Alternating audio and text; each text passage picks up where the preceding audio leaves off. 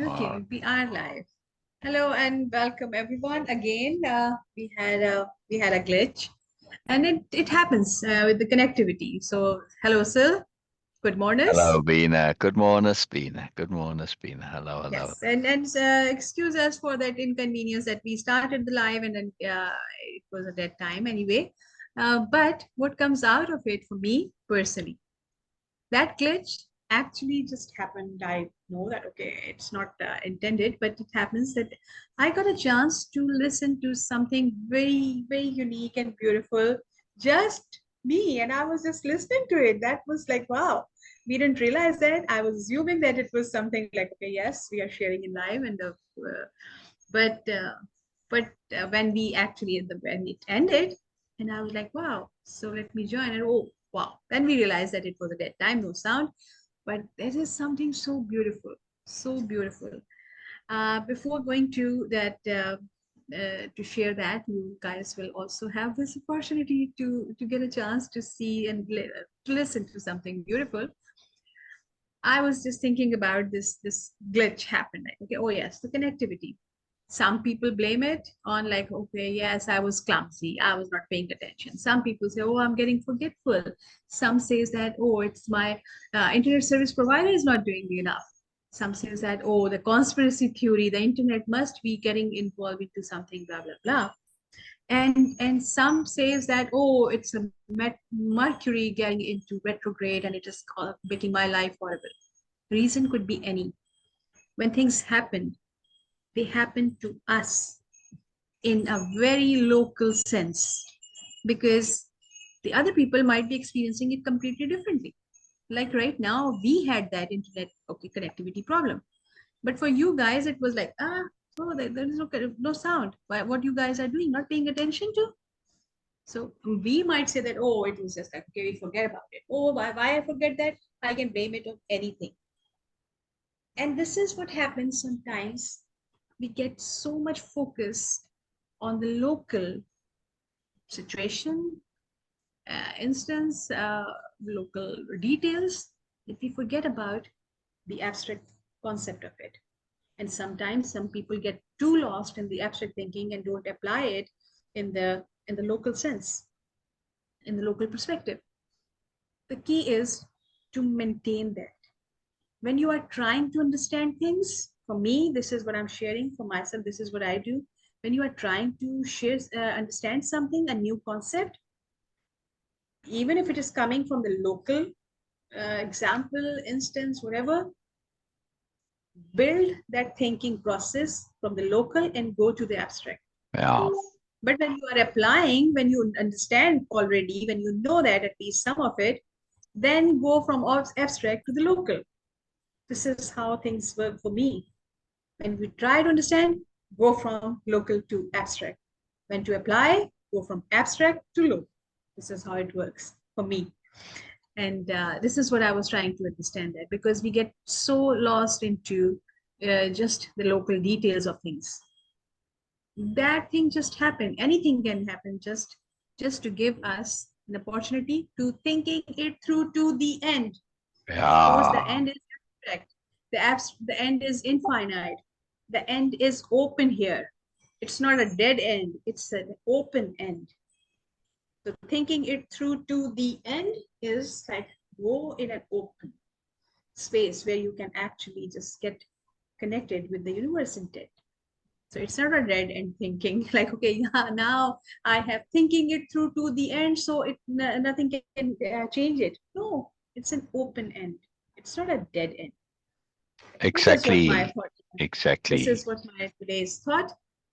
And now coming Yeah. back to the opportunity I had, and I'm going to have it again. See the Oh, blessings, so they see oh. the gift of that glitch, what happened with us. I'm going to listen to it again with all of you. Okay, whoever is going to watch us. So let's, I assume that, sir, you have done your things that you were. Not yet. I was busy answering Okay. questions. That's what I was Oh, busy doing. wow. Oh, Yeah. wow. Okay. Okay. Yeah.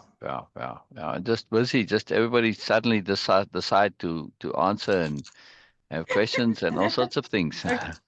All sort of things. It's good. It's good. That's how it goes sometimes. It's how it goes Yes, it sometimes. is. Okay. I, So I, I some will okay. in I will in one moment. I will in one No moment. Well, problem. No this problem. time what I'm going to do is I'll also I'll do screen share, right? Okay. Okay.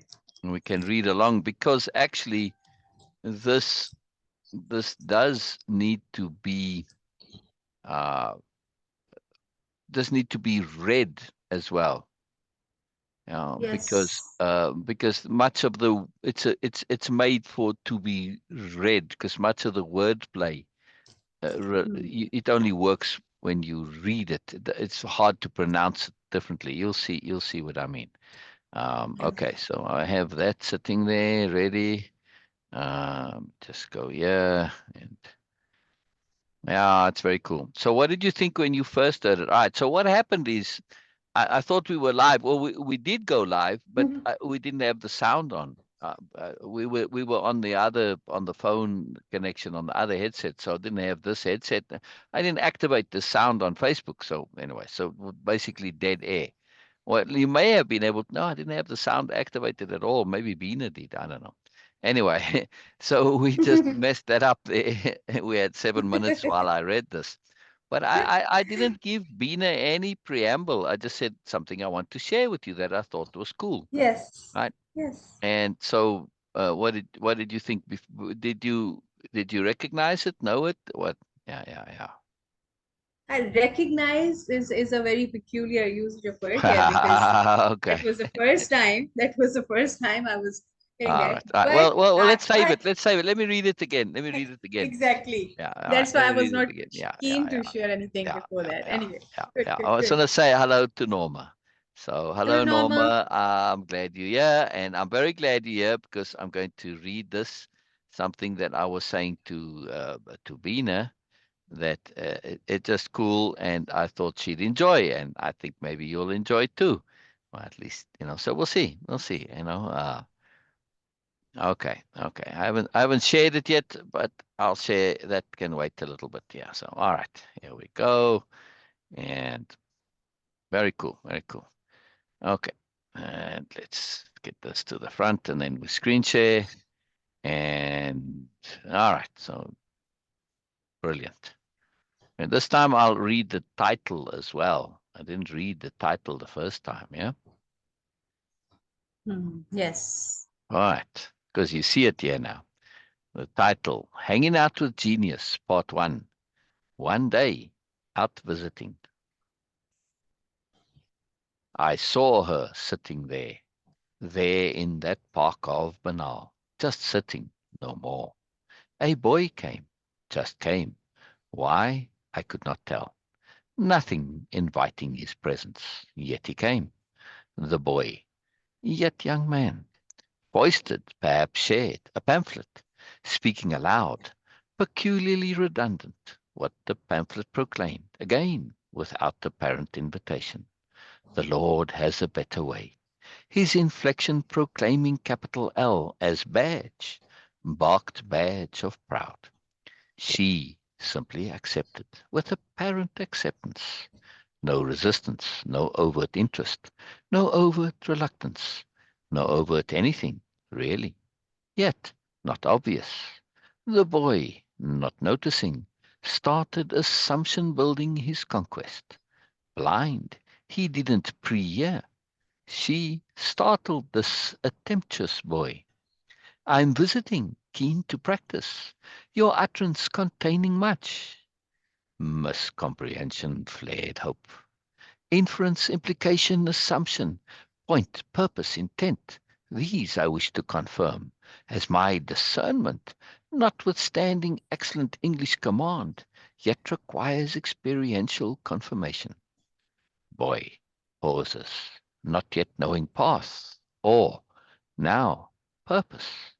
The, she says, isolation for emphasis, implies in context, special, different, perhaps extraordinary or even unique, while simultaneously raises possibility of many, since one cannot be special as only by definition. Question 1. as I will employ extrapolative intuition, calculation, to satisfy my ever-burning inquisition. Are you aware of the others here implied? Boy attempts sputtering refutation, but boy inherently honest, yet not yet knowing his truth. Processing initiates, unbidden, not thwarted. She continues unfurling banners of connection. Lord, well, masculine, implies corresponding feminine, as one is paired with other or pointless without. Pair implies progeny, or, again, pointless without. Unless they're first, thus not yet, or, if no pair, then last, or isolated. Question 2. Why apparently alone? Yes, assumptive leap, I know, a skill of my components interleaving. Boy, making furious notes, attempted aims, countermanding slivers of perhaps vainly at fast retreating certainties. Now, heaviness grumbles, corroding gravities of entanglement. Now we come to Lord itself. We come to superiority and hierarchy, all momentously implied, and no commentary from her, none, despite the commentary, nuance not shared, just pure reveal. Question 3. Why not friend, partner, or maybe perhaps guide, teacher, example? Of all the choices, why Lord? What does that say about authoring of hopes? Question 3.5. An inference of smile, perhaps inferred, perhaps unknown, has possession thus, and thus not here, thus not shared, thus not known, thus how known?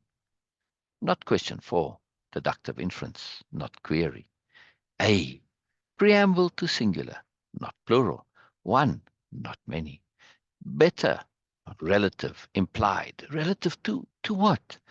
Just a guess. Intended recipients of the pamphlet, the intended statement, may be for all, yet actuality presumes typically the lost. Presumed again, wayless, at best ill-weighed, mal-weighed, and better, then not particularly so, not definitively definite, unencouraging when calculated. Way, path, road, in context, guided guidance, implied bitterness leads to assumed idealness, but again, but yet, not here, not now, not weighed, or by conclusion weighed, not as yet. Yet now via, yes, via, now via acquired awareness to be weighed and found wanting, wanting weight, while all the while waiting. Poor boy, lucky boy. She just smiled, radiance, and no more said. Boy blew away by faint breeze of real. She remained, perhaps thinking of ways. I thought too of ways to her, even though she, right there, right here, on the bench alongside I heard unspoken question 4. Why? Why an entirety of boy's action? Hmm. The intent of that why shivered my me, so far to be so near. I smiled, not knowing smile's heart, my heart, boy heart. How buoyed am I? What use will I make of this portended implying why? How will I discern my experiential conformation? Confirmation, I mean. I laugh and laugh and laugh. She enjoys the end.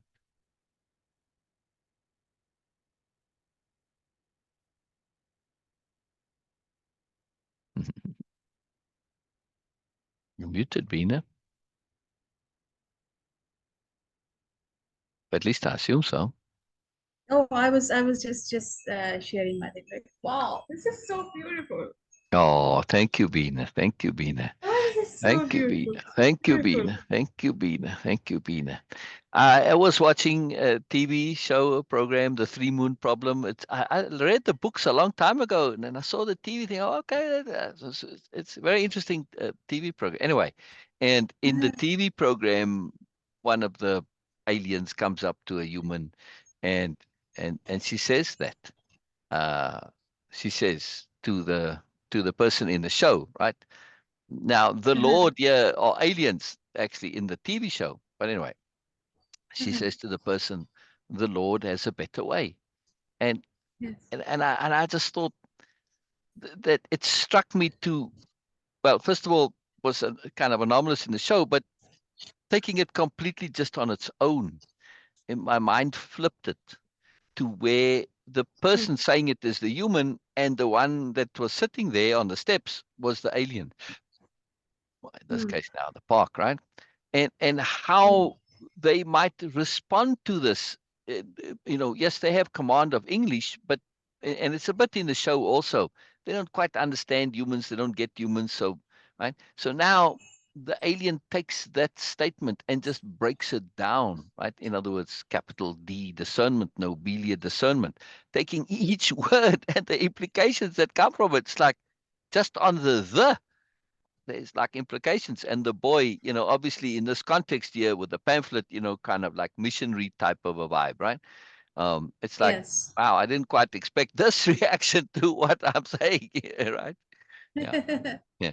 But I want to go through the poem a little bit. So I first wrote it in in prose like this, and then I put it into the poem, right? And it's the same, Yes. exactly the same, and I'll publish it as both, and I'll put it out, right?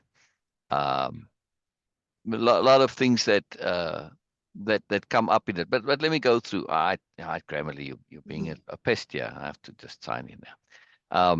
There are quite a few little points that I just want to bring up, which are just personal fun and just poetry appreciation. We'll go into that now. I shared it in a very particular way with you the first time. I said, "Oh, I want to read you something, and I thought Yes. you might enjoy." And we've been on Zoom for a couple of hours, before coming Yes. live, and I never said a word about this to Beena, right? No. So No. right. So now, obviously, in retrospect, well, it's something that I've written, yes. But when you first Yes. heard it, did you think it was me, or were you open? Yes. Uh, Yes. well, Yes. I guess when you heard that apostrophe, you knew it was me right away, yes. Exactly. All Exactly. And also that, right. I and thought, I also thought, there yeah, is something which yeah. I, okay, now it's a kind of a, like a secret I'm revealing, that okay, when you read someone else's poetry or prose or whatever, Ah, there is a subtle difference in your way. I can feel that also. So it is something that, okay, when you yeah. read your own words, it's a different thing. So that's why also, like the way you started, I was like, okay, I knew that okay, it is something you have it. But Yeah. also that the young man or young boy, they, of course, who cannot Interesting. understand that later. Yes. So say again what you were saying uh, about when I read someone else's poem and mine. What's the difference? Yeah. There is a difference. I cannot explain it in words, but there is a difference. I can feel that. Oh, interesting. Wow, that's very Yes. interesting. Yes. Yeah. It's a subtle difference between when you read someone else's and when you read your own thing. So there is a subtle difference. And I guess Wow. that Wow. Wow. Okay. I don't know what I that is, but okay, I believe you. All right. yeah, I assume that it has to be with everyone. Not sure, Yeah. but because when the words are own, then of course there is a thought behind that, and then the Yeah. thought, that feelings, Yeah. they project on. Yeah. Yeah. Right. Interesting. Interesting. All right. So just some fun things here that that I enjoy, right? Oh And just yes. again, capital D discernment. This is what we practice. Nobelia discernment, capital R reading. Looking at nuance, understanding is very helpful, right? Uh, Mm. the boy just came. Why? I could not tell. That's all pretty standard over there, nothing to it. But this line, nothing inviting his presence. We can take that Yes. two ways, correct? Yes. As in, there wasn't any reason for him to be there, or nothing inviting him. In nothing, he got an Yes. invitation from nothing, right? Which Yes. is typically, when you think of people who do that, there's kind of a rudeness involved. They're not invited, and there's nothing that invites them, but yet they come anyway, right? Hmm. Right? Yes. Yeah. But the Uh, rudeness part, okay. right. It's not It, intended rudeness. I mean, okay, they're doing what they think is right and good, so I don't hold it against them necessarily. That's why the next years, the boy, yet young man, foisted, perhaps shared. If you foist something, this is like giving something that people don't want and you kind of pushing it onto them. But okay, they're sharing. They don't really push it onto you, but in a way they do, because if you don't take it, then you sort of have to say no, thank you, and feel a bit rude. So in a way, that's why I put it both there, right? Yeah. But then hmm. this, he says what the pamphlet is. I put the pamphlet here in just for the purposes of the poem, right? And again, without apparent invitation, right? Is peculiarly redundant because he says what it already says, right? He says too. But this line I like, right? Uh, his inflection proclaiming capital L as badge, barked badge of proud, because barked Hmm. can be taken two ways, right? Barked like a dog, yes, proclaiming it, yes. But also barked as in the bark of a tree, a barked badge, right? Hmm. As Hmm. protection, as, yeah, see? And when you think of it in the context, right? And when you hear that, I don't know if how much expression, how much you've had with the kind of missionaries or people on a mission like this, yeah. They Hmm. that pushing an agenda, that whether it be religious or political or whatever, their program, their course, whatever, they know they're pushing a little bit. They know they hoisting somewhat, and so they well, in this context, this Lord, right, or at least it could be also the name of, let's say, whoever the politician is that they're pushing or whatever, right? Hmm. There's the capitalization. It's special. It's an emphasis, right? And they claim it as a badge. This is what's making me special. Also, that barking of it, you putting it out kind of louder than necessary, like a dog, but also barked as in the bark of a tree. Yes, it's also this Hmm. a badge of proud that serves as protection somewhat. It's a little rough because like a bark, it's a little rough and it doesn't get you to mess with a tree too easily, right? So this is it's a very nuanced, very subtle point on how this is usually proclaimed. Yes, and when you listen to it, you'll hear there's a this a proud. It's the fact that you're saying this, you're getting personal value out of it in some way. It's very fascinating, very very fascinating, right? And so it's just Yes. nice subtle point there too good. And again, he starts assumption building his conquest, right? Because she says nothing, she just accepts it. He assumes, oh, I've got a live one here. I've got somebody that I can now convert. Yeah. So he takes this assumption, her lack of response. He doesn't take it as a neutral. He takes it as a positive, as an invitation, right? The invitation that he already assigned to himself, he now sees as confirmation, right? Blind, he didn't pre-hear. In other words, he's not paying attention, right? So he's not observing, he's not listening, he's not paying attention. And so he didn't see that this wasn't necessarily an invitation, right? She wasn't necessarily open to it. She wasn't negative either, but he just had come and put his thing onto her, right? So Hmm. she startled this attemptuous boy. Attemptuous. Hmm. If you look it up, I don't know if you'll find it. Yes. Okay. But like assumptuous, yes, or Yes. pretentious, right? It's attempt. Like, Yes. in other words, it's part of attempting, right? He's attempting, but also attemptuous has uh, that connection to pretentious and assumptuous. Yes, that's a very Hmm. good word. It's a very good word. I like it. But I mean, it's the first time you've seen this word, likely anybody, and does Yes. not mean Yes. it's not the real word. It is attempt plus the suffix, right? OUS. And that's how words are made. People don't know this always, right? You can take a word and add a suffix or a prefix to it, and it makes it a valid word. That's how the language works, right? I'm keen to practice. Yeah. So anyway, so we go through this, and just saying that this is she wants to test. She wants to test her discernment, right? It requires experiential confirmation. Yes, you might understand the language, but when it comes to discernment, this is no matter how much you have the language, you're not going to know until you actually practice it with confirmation, right? So yeah, so Hmm. that's very important. And then she breaks it down, right? Going with each particular word to say, the Lord, not a Lord or just Lord, right? The in that, especially with that inflection there, because it's and also this isolation for emphasis. The she is being isolated for emphasis, a little double nuance there, right? So it by implication says it's special, right? But if you Hmm. are saying you are special, then what are you special relative to?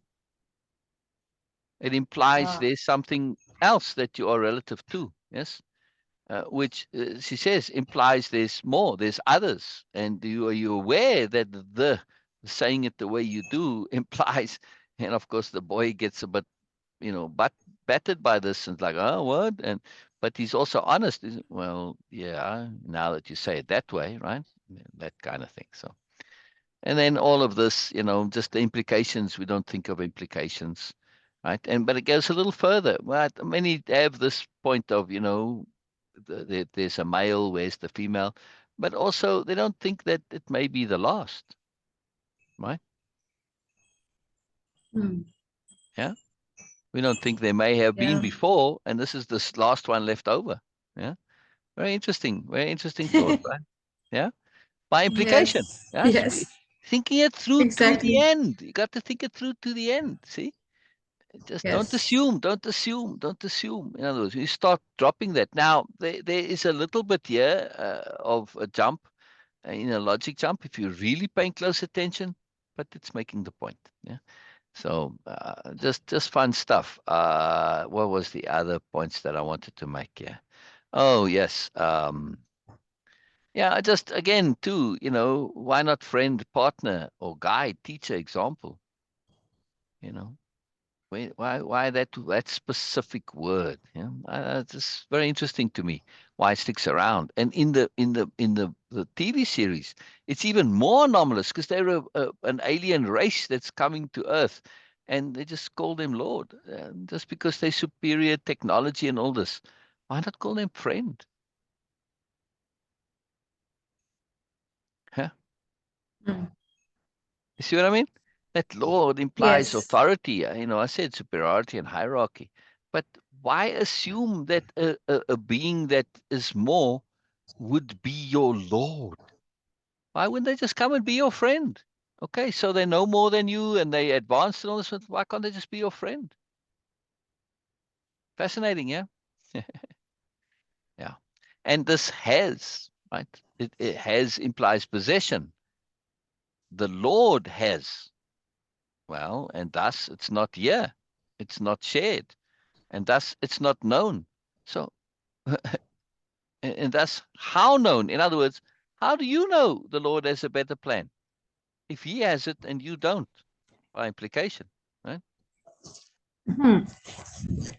Right? Interesting. Isn't that fascinating? Interesting. When you really Yes. listen to the statement, yes, it's not saying, come, I'll share with you the plan that we have. I'll show you what it is. No, it just says the Lord has a better plan. Yeah. We don't know. I mean, they may know what the play is, but it's the implication, right? It's a trust. How known, It's a right? trust. Right. It's a trust. Correct. But if you actually now do pay it and you say, well, what is the plan? Then you get, it starts to break apart. Yeah. And we start to listen. Oh yeah, from experience, obviously. And better relative, better than what?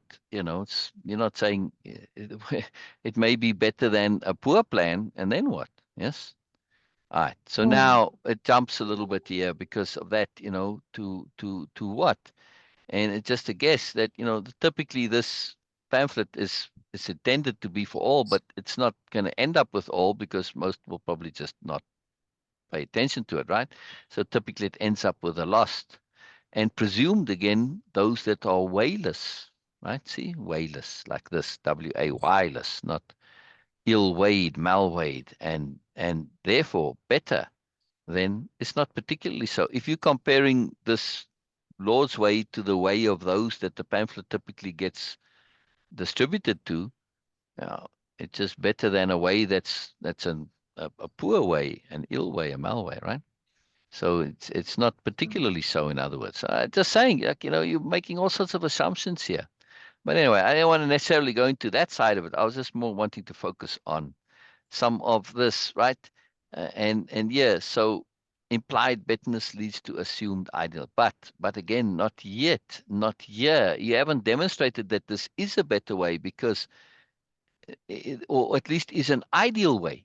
Yes, you just said better. Better doesn't make ideal. Yes, Mm. implied betterness Yes. leads to assumed idealness, not actual idealness. Yes, but again, but yet, not here, not now, not weighed. In other words, you haven't actually demonstrated it's an actual way that is valid and good and ideal, or by conclusion, weighed. In other words, you haven't thought about what you're saying. Yes, not as yet. Yet now via, and why the via gets instead of via, right? You can pronounce it either way, but via very specifically means way, means road, right? Yes. Right? That's the root of the word, right? So now via acquired awareness, right? This way via or via awareness becomes the way of awareness, right? It now gets weighed, thought about, yeah, discerned, and found wanting weight. Yeah, now we have a play on weight, while all the while waiting. Yes, we're waiting for the stuff to happen. How long haven't we been hearing? For centuries, we've been hearing about this better plan.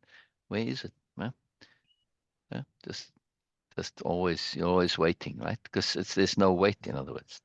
No. I like that poor boy, lucky boy, because he's also lucky to get this, right? I mean, a poor boy in the sense that, all right, he got a bit of a rude awakening, or not necessarily rude, but an awakening that may be a bit stressful for him. But if he thinks about it, he's lucky that he got this, right? Because he's also honest, right? So, yeah. And this too, a boy blew away, as in past tense, right? Like almost literally, right? But also, of course, Yes. his mind is blown away, right? Yeah. So I thought that was pretty cool there, right? Just some fun things that I enjoyed, that came. I thought there was one more. Yeah. How buoyed am I? Yes. Now, in English, a buoy that's a marker that's in the ocean for boats, yes, or sailboat, whatever. It's Yes. called a buoy. Oh, In yes. in American Yes. English, and it's spelled Bouy. Americans call this a Yes. buoy. Yes, but in English it's pronounced boy. Yeah. So how and a buoy is obviously something that floats, right? And the expression "how buoyed am I?" That's still Americans say "how buoyed am I?" I don't know. It's buoyed, but anyway. So it's a play on that buoy, as in something that floats and that's up, right? It's an when we say my spirits are buoyed, means your spirits are raised. Yes. So, but also in this context, you see, my heart, boy heart, how buoyed am I? Both, how uplifted am I, and how much boy am I? Says the author of the poem. Right? Yeah. See, I like that. I Yes. thought that was pretty cool. And then, of course, this last year. How will I discern my experiential conformation? In other words, shoulding, yes, conforming, mm, yes. Now you could say conforming, conformation. You've already done this. It's the end result of conforming by conformation, correct? But it's a Freudian slip, yes. Confirmation, I mean, yes. Now, confirmation is when, just thinking them through, the intent of the why, and, coming to awareness, coming to realization. Yes. But there's a double meaning here to confirmation, and a moreness meaning. But I want to read one line that I uh, that I skipped over, that I wanted to comment on, that I liked as a double meaning. Where is that now? Uh,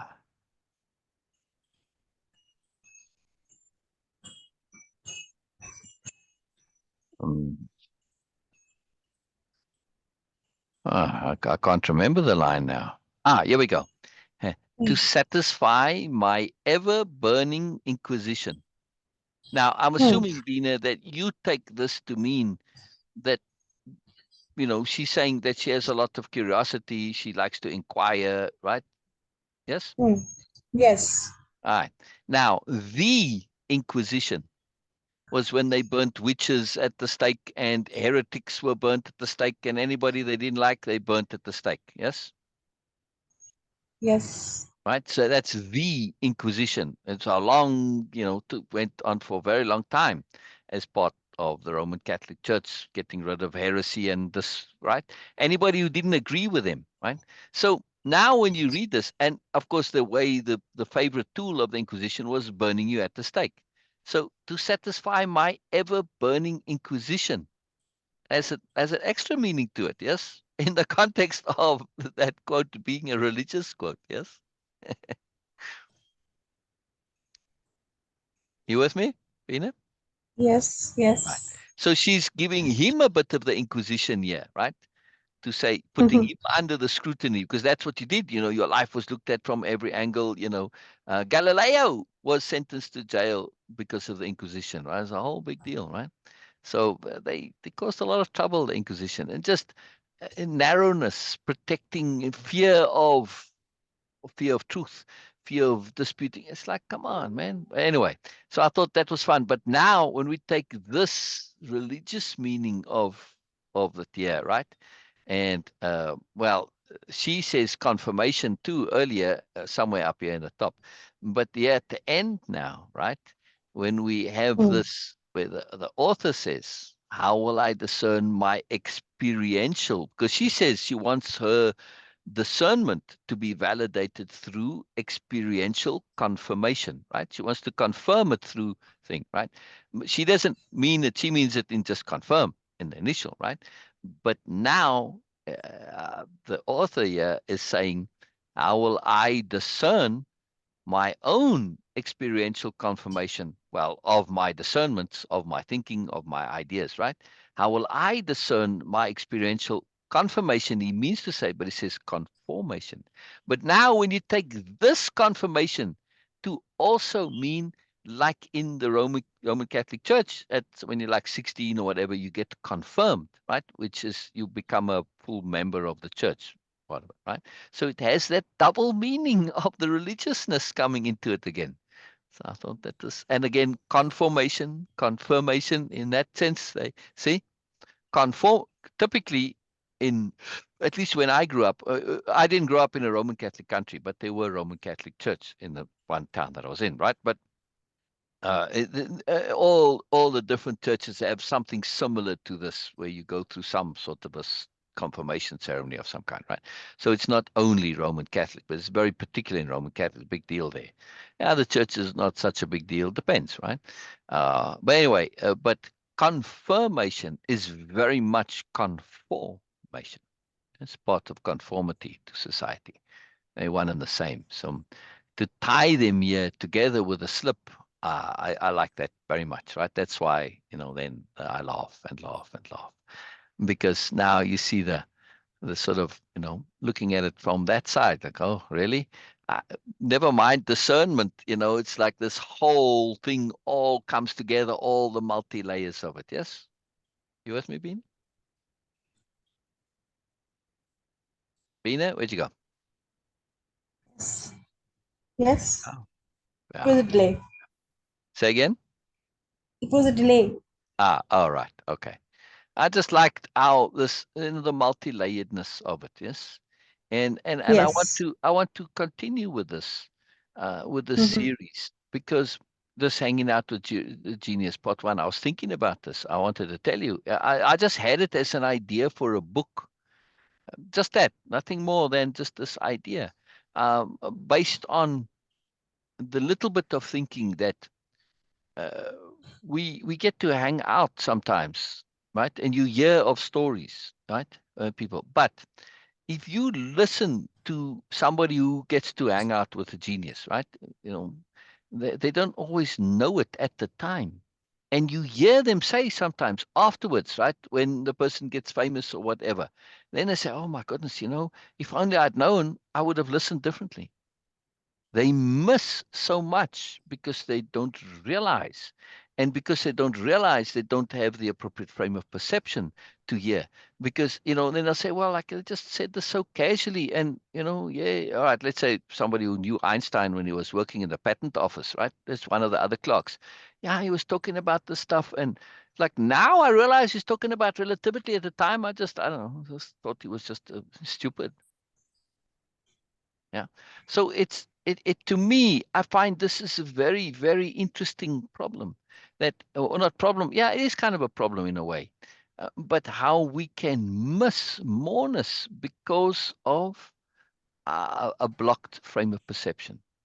And ultimately, this story goes to this longer term story. Yes, it's not just about hanging out with Mm-hmm. people who are, like in this case, I'm hanging out, well, not me necessarily, but the author of the poem here. You can say it's me if you want to, but all right, is hanging out with whoever she is, right? And whether she's an alien or not, we don't know. Maybe from another, doesn't matter. Regardless, she may even be English speaking. Doesn't necessarily imply she's from another thing. She's practicing discernment, right? But nonetheless, she's the genius in this particular instance. Yes. And uh, but as we go along, to share that, it's just a person who happened to practice that. We all have genius. We just need to hear it. Yeah. That's the first point, right? So this is going to say not that geniuses are special. We just need to recognize genius. Yes. And we have it in our language. Oh, that's genius. We'll say. We don't say you are a genius. We'll say, oh, that's genius. Yes. Now, you may be a genius or not, but just you don't have to be a genius to come up with something that is genius, right? It's hanging out with genius, not with a genius. Yeah. So this whole poem, every word, every comma, everything it's particular, right? I mean, no, Grammarly will say bored or buoyed, like, yeah, boy, they want to say boy's heart. No, yeah, it's not boy's heart, it's boy heart. Yeah, there's a difference. Anyway, but I want to make the point though that hanging out with genius, it's the quality of it. In other words, it's moreness. Another word for moreness. But ultimately, it comes to hanging out with the universe, and through paying attention to the genius in people, we get to hear and see and develop that frame of perception to be able to recognize genius. And when we can do that and we can extrapolate it and continue it and expand it to connecting and recognizing the genius of the world, of life, of the universe, the genius of it, then our whole life changes. Yes. Not that it's complicated and complex and miraculous like life is miraculous, but when we understand there's a genius to it, there's a point and a purpose to it and a focus, then we shift our entire understanding of everything. Yes, and this to me is just profoundly and ridiculously incredible. Yes, and transformative. Yes. Transformative. Just a really, really, really big deal. Yeah,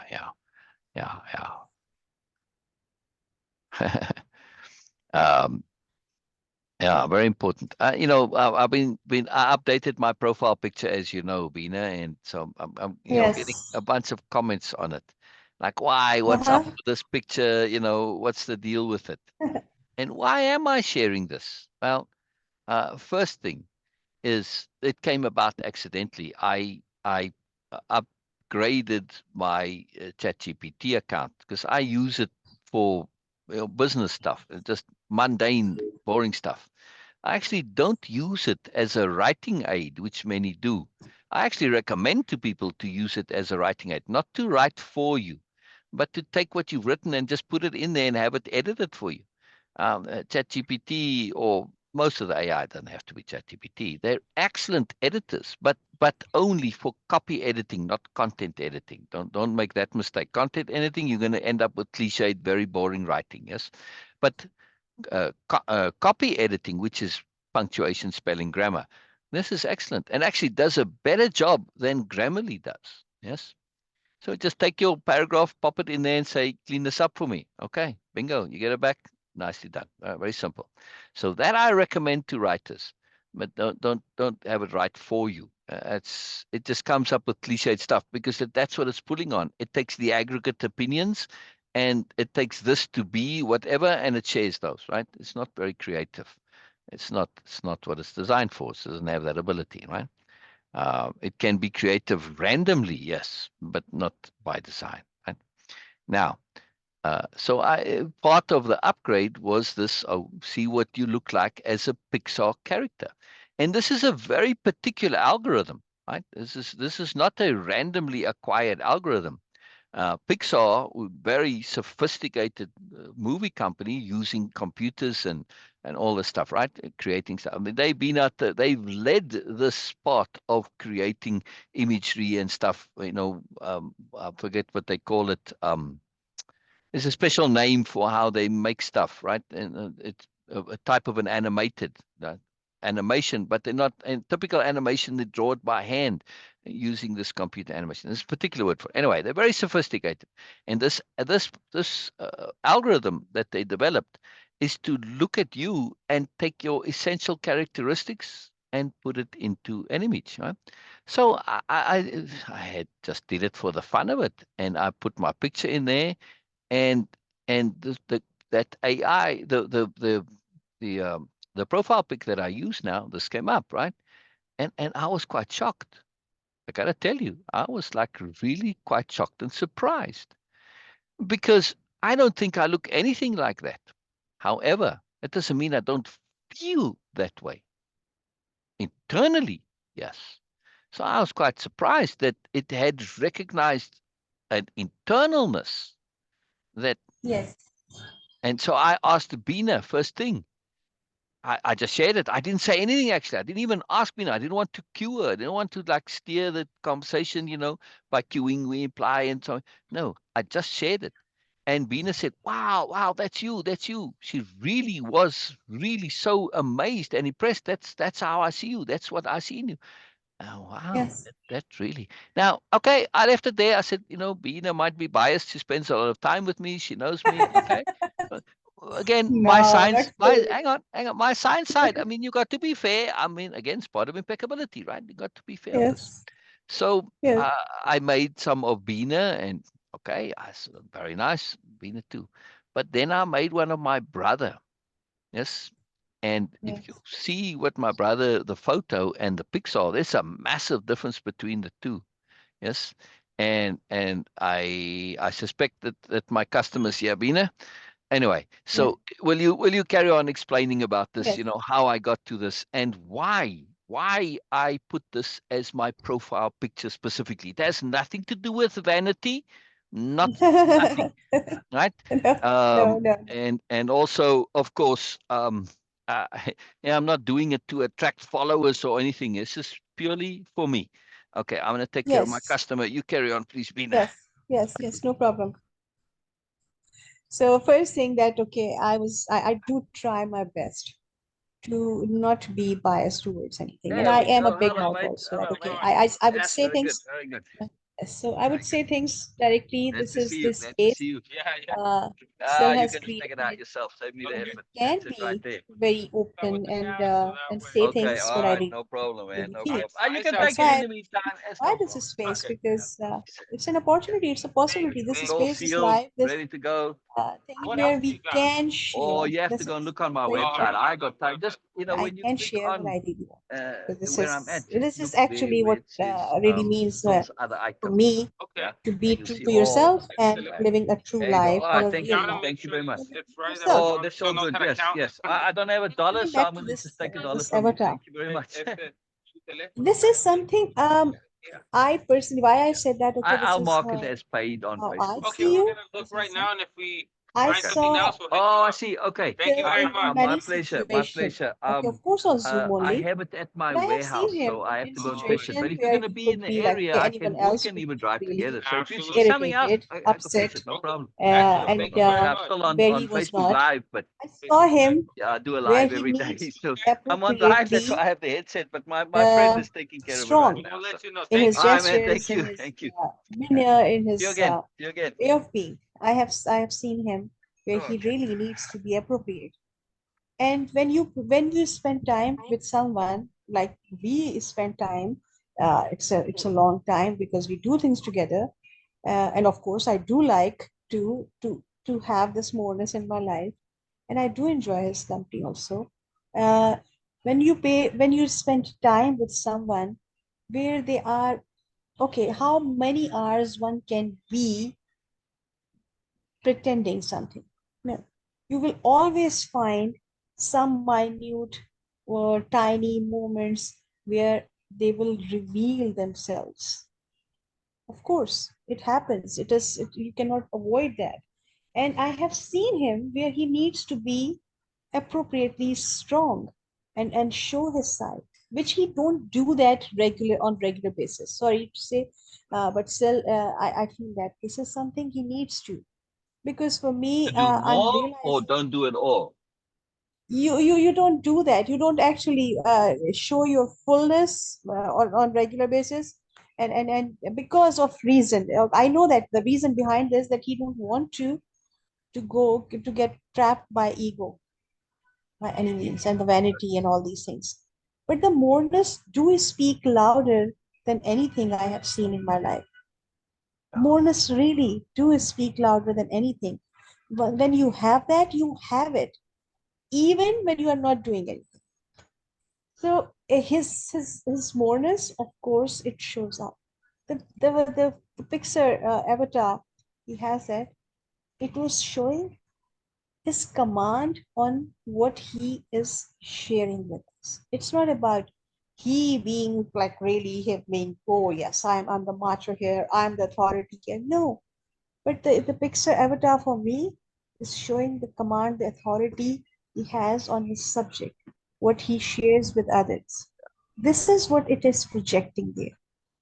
So for me, this is a very fun and also a very serious experience when you look at avatars because the way it came out, okay, I don't know because we haven't done like hundreds of experiments, but the limited number we did, it shows a very um, sometimes not so obvious and subtle uh, what is the word of for that, yes, your aspect of your being, aspects, different aspects of your of anyone's being, like in Syl's brother's case, the pixar or the avatar just shares that the aspect of him Not which is not obvious visible to on the others. surface. It showed Yes, the inner person, which exactly, I thought exactly, was really exactly, yes, fantastic. thank you, Yeah. thank you for giving me the right word for that, exactly, exactly, yes.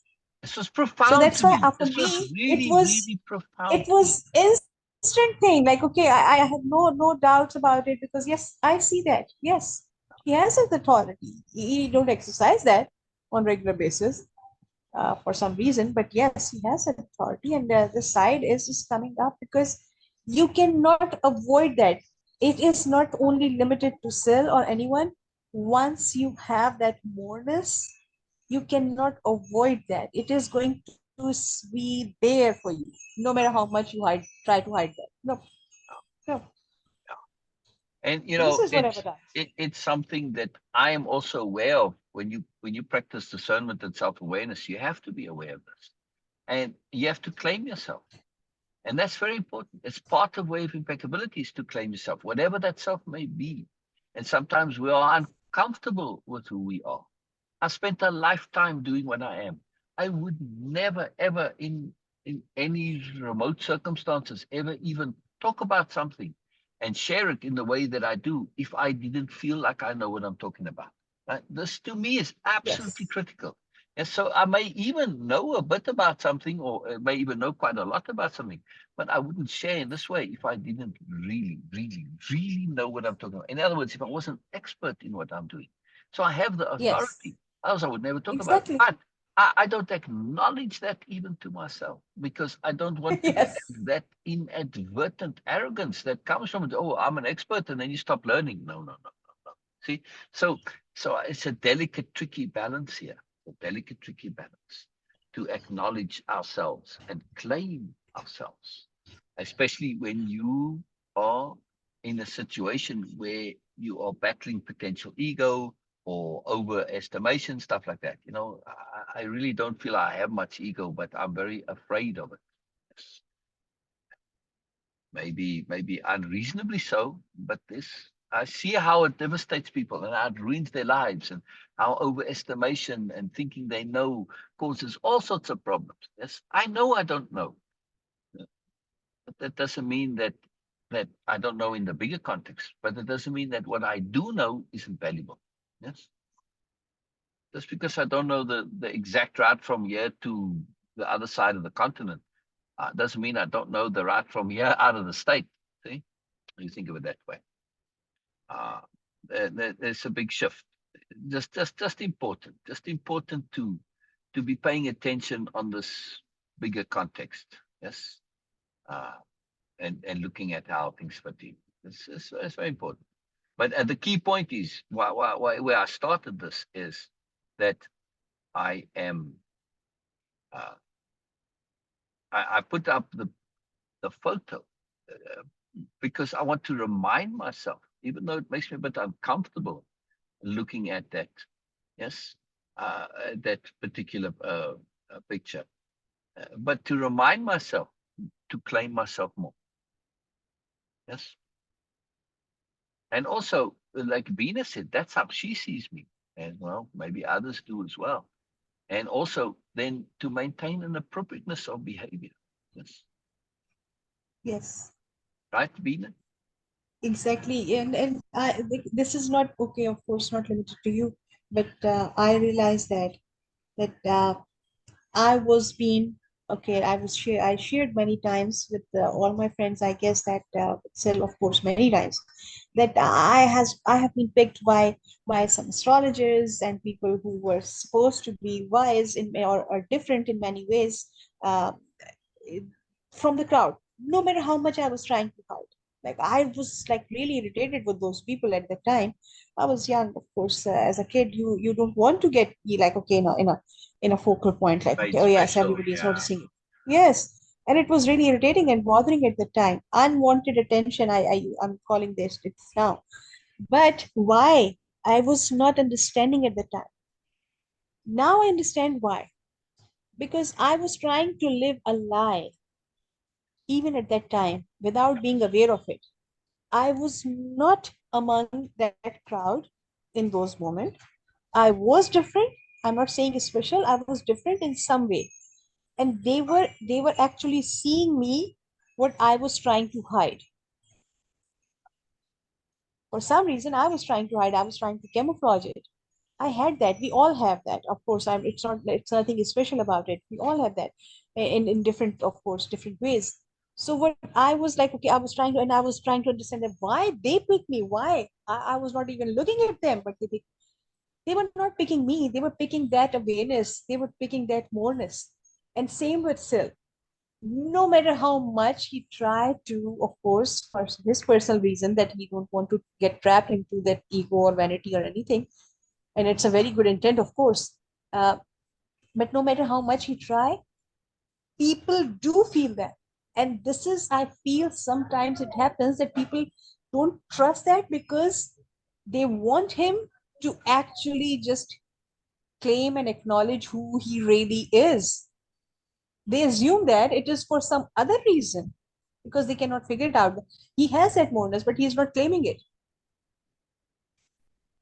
And it happens with so many, of course, with all of us in some way, that okay, oh, you are not telling. They cannot pinpoint what they are actually looking at till they will actually see that. So sometimes when people say that, okay, oh, but I know that, okay, he's saying that, they don't trust because he is not claiming and acknowledging and projecting. Most important, he's not projecting who he really is. Like in this case, an authority on his subject. So people just is sometimes because of lack of data, we assume that there is something fishy there, something phony, something not good, something not right. And that is something I feel that because when I was trying to hide, of course, not in this in this level, but whatever I had and I have, and I'm trying to hide that, people sometimes do get irritated with that for no, like, not obvious reason, like why I haven't done anything, why you're not, they don't trust you because Yeah. their subconscious Exactly. understand that this is not who you are, you are not projecting it right. Exactly. And that's very crucial. We don't. It's a big point you bring. Carry on. A very huge point you make. Huge point. Yes, so I feel that when I was struggling with this idea that why these people picking at me, like picking me, and why sometimes people get like really irritated with me. Why? Because they were struggling to understand that okay, what I am doing is not because of some negative reason. Our mind, our subconscious is not able to differentiate between the negative and positive. It just accept this, and when they understand that okay, this man who has so much moreness, but he's not projecting it. Why? By default, we get into the negative thing that oh, there's something fishy here. The first thing is that he is not acknowledging me that I'm even able to accept and understand his moreness. So, okay, so now he's coming from the very different kind of ego. Yeah. So he's not even considering me that, okay, oh, I'm able to understand and accept and tolerate his moreness. First thing. Second, sometimes why he's doing that. So something is fishy there. This is my understanding. Of All course, right. it's a Because very Beena, different. to elaborate on Yes. your point, we live in a Yes. culture where real, genuine, true humility and modesty, not artificial, not bogus, but real, Yes. genuine, true humility and modesty are not comprehended. Why? Yes. Because in the superiority paradigm, this is an Yes, absolutely. absolute no-no. Yes, Never undervalue yourself. yes, Or it's not even undervaluing yourself, but to not claim and proclaim and make a big deal about your project, genuine project. legitimate moreness. This is just total absolute craziness, right? This is just Yes, so when you do this, like you said, there's the assumption that what's going on here, right? Because they can't yes, comprehend that you've been humble, not only being humble, but also being considerate. yes, yes. Yeah? No, If you they think of can't comprehend Biella, that. right? Biella is in a circumstance where her moreness is, if she shares it fully, she's aware it's going to make other people uncomfortable. Now, however, the new nobility solved this problem, right? And they know how to go about it because, and Yes, they don't inhibit their moreness ever. They just have different ways of dealing with it. But, in like, at least from a personal experience point of view, as a child, I felt and believed, and I still think this was appropriate. I felt at the time that I, of necessity, had to not share my fullness of being. yes, yes. It was a matter of survival. Yes. Exactly, exactly. Because there, anything it doesn't mean that you have moreness, that you're special or anything like this. No, it just difference. Difference was a negative. That's why Yes, in the poem, see, conformity, my conformation yes, and confirmation when you join that society through conformation, right? Which is not confirming, but confirmation, which is like the culmination of it. It's the joining, the acceptance. This is what's required. If you don't do that, you get targeted. And boy, I saw kids live in hell, absolute daily, getting beatings and punishments and Yes. negativity towards them because of Yes. just different, right? So no, not ideal. Yes. So I Yes. Not at all. luckily I had this awareness at age 6, by the way. Very peculiar thing. Wow. I think that stuff carries over from a different thing, right? It's a whole long story, but an awareness came to me of even didn't even have the word, just appropriateness though, but I didn't even use the word then. But I came away from that understanding that I had to have, in order to apply appropriateness, I had to have a social side and a private side. And I did Yes. ever since then. I had a social side and a Yes. private side, right? Yes. And the private side wasn't secret. People assume private secret. No, it was never secret, just Yes. asked, right? But that differentiation, it saved me. It completely Yes. saved me. If I had had them one and the same, right, my innate honesty would have caused me to share the privateness that was dangerous to share. But having them separate, it was okay. Your public side, you do what's appropriate in public. In other words, conformation. And privately, you can think it's a lot of nonsense. Not a problem. I never felt that I was being a hypocrite. It was simply about appropriateness. Yes, absolutely. Yes. Yes. Oh, yes. You are not. I just learned that, and in the beginning, when I was doing Way-of-Impeccability in the start, it was like, and after a few weeks, Syl asked me, like a very obvious, very direct question that, Beena, why don't you have your full voice, natural voice? All right. And I was like, what do you mean? Like, what what is he saying that? This is my natural voice. That was my first reaction because this was not deliberate. But he says that no, it has to be because I feel that, and he says that in these words that okay, I still remember that. Why don't you just say that things?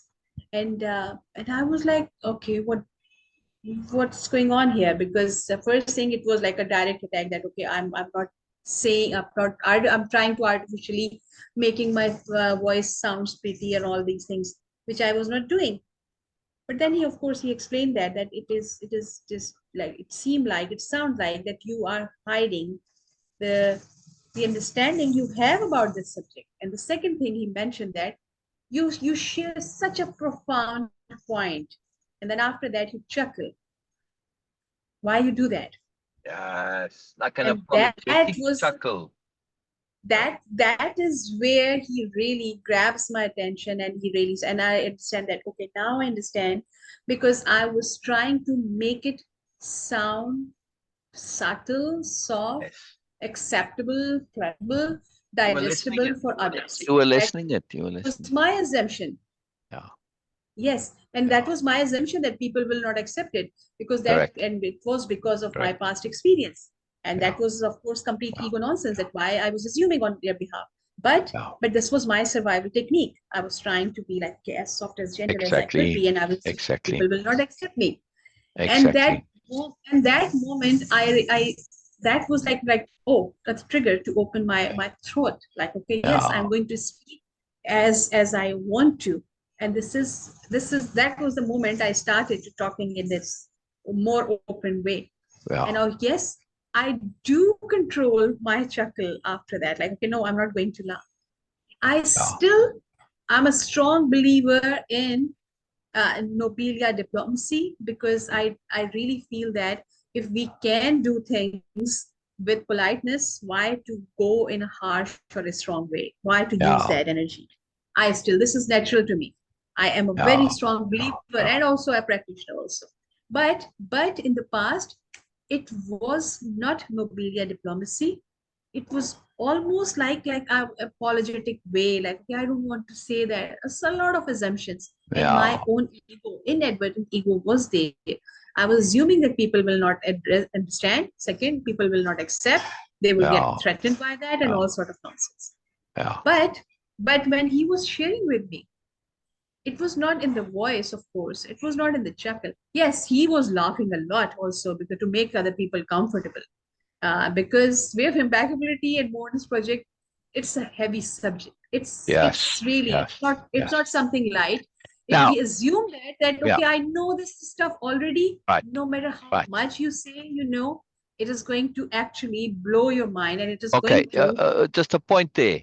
When you said yes, I was laughing a lot, in context, it makes it sound like I'm doing this artificially. No, no, no, I'm making a deliberate point to find the humorous side of things and share.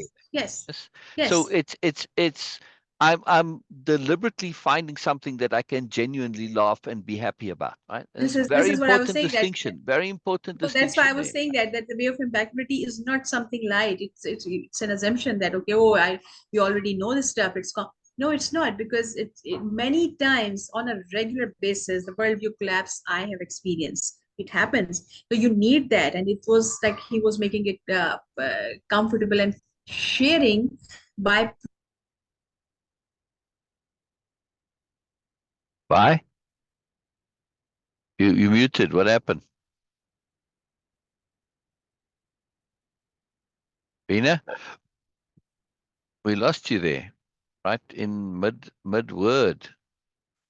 No, you're not muted. Where'd you go? Oh, wow, wow, wow, wow. I want to take the opportunity here to say hello, Norma. I missed you earlier. I was so busy, and then I was reading the poem, and then I had the customer come, so I haven't had a chance to say hello, hello, Norma. I'm glad you're here. So yeah, we got off to a messed up start.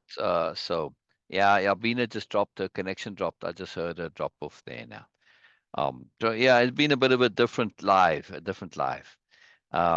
I'm glad you're here, Norma. I'm glad you're here. Not ignoring you, Norma, and could never ignore you. You're very important to me, Norma. Very, very important to me. So yes, I wasn't speaking only to Beena. I was well, for the purposes of the discussion, it's always a public discussion, but sometimes I will query Beena specifically to elicit specific points and perspectives that it's just I don't have the opportunity to do. I'm just she's like a test subject, right? I'm grilling her, in other words, on behalf of everybody. Norma, I'm keen to know if you're still here. Did you enjoy the poem? Did it connect, resonate? Did you feel anything? Any comments on the poem? Any comments? I was trying to share it very casually, like, okay, it's just sort of something I came across. I didn't want it necessarily to share it as my poem because, again, I'm cautious of bias and influence, right? Sometimes when we hear something and we're a bit more neutral, we hear it with a different ear, right? Than when we hear it as somebody's poem. So, it could make you listen to it more or less. Either way, I don't know, but I like that neutrality and just my scientist side. So I'm keen to know, Norma. I'm keen to know what you thought about the poem. Yeah, yeah, yeah. Yeah, Norma says, "Yippee!" You said, "Yeah." Well, in South Africa, where I'm from, English is my first language and my main language. But I also, I, for, I still have a bit of it now. But I was fluent in Afrikaans, which is the uh, uh, one of the languages there at the time. It still is, but and in Afrikaans, it's a Germanic language, much like Dutch and German. And so you say ja, but J-A, right? It's a little bit harsher, rougher, ja. Yeah. But ja has become part of South African speak, yes. So you wouldn't say yes typically in South Africa, you'd say yeah. Yeah. Even if you're speaking English, you would still say yeah. Right? Just it's like the word lekker, which means nice. It's part of South African English. Say lekker. Oh, that was a lekker movie. That was a nice movie. Yeah, it means a little more than nice. It depends. It's like nice. It has many connotations, but it has its own uniqueness. So it's not exact equivalent for nice. But so yeah comes from that a little bit, and I try not to say it too much just to smooth out my language a little bit here, just from a deliberateness point of view. It's not that I have anything against yeah, but it's just a good opportunity to practice hearing every word you speak, to notice those default words that you put in, like in my case, saying yeah rather than yes, yes. This is very very helpful when you pay attention to that, because it's a consciousness exercise and a deliberateness exercise and paying attention exercise. When we can absolutely hear our every word, it's most incredible. I was just watching a program, and it was a massive documentary all about the atom bomb and how it changed the Cold War, etc. They interviewed people for this, people that were involved with it. And I heard them, and they had the subtitles. And they're saying something there about this, about whatever it was, something that was really important, right? Significant. And they would typically have an in this important thing that they're saying about whatever the topic was. I said, wow, that's pretty amazing. You're in an interview and you're saying something, and it's important, it matters, and you're not thinking this through ahead of time. You're just speaking and thinking as you're talking, because the always went along with them.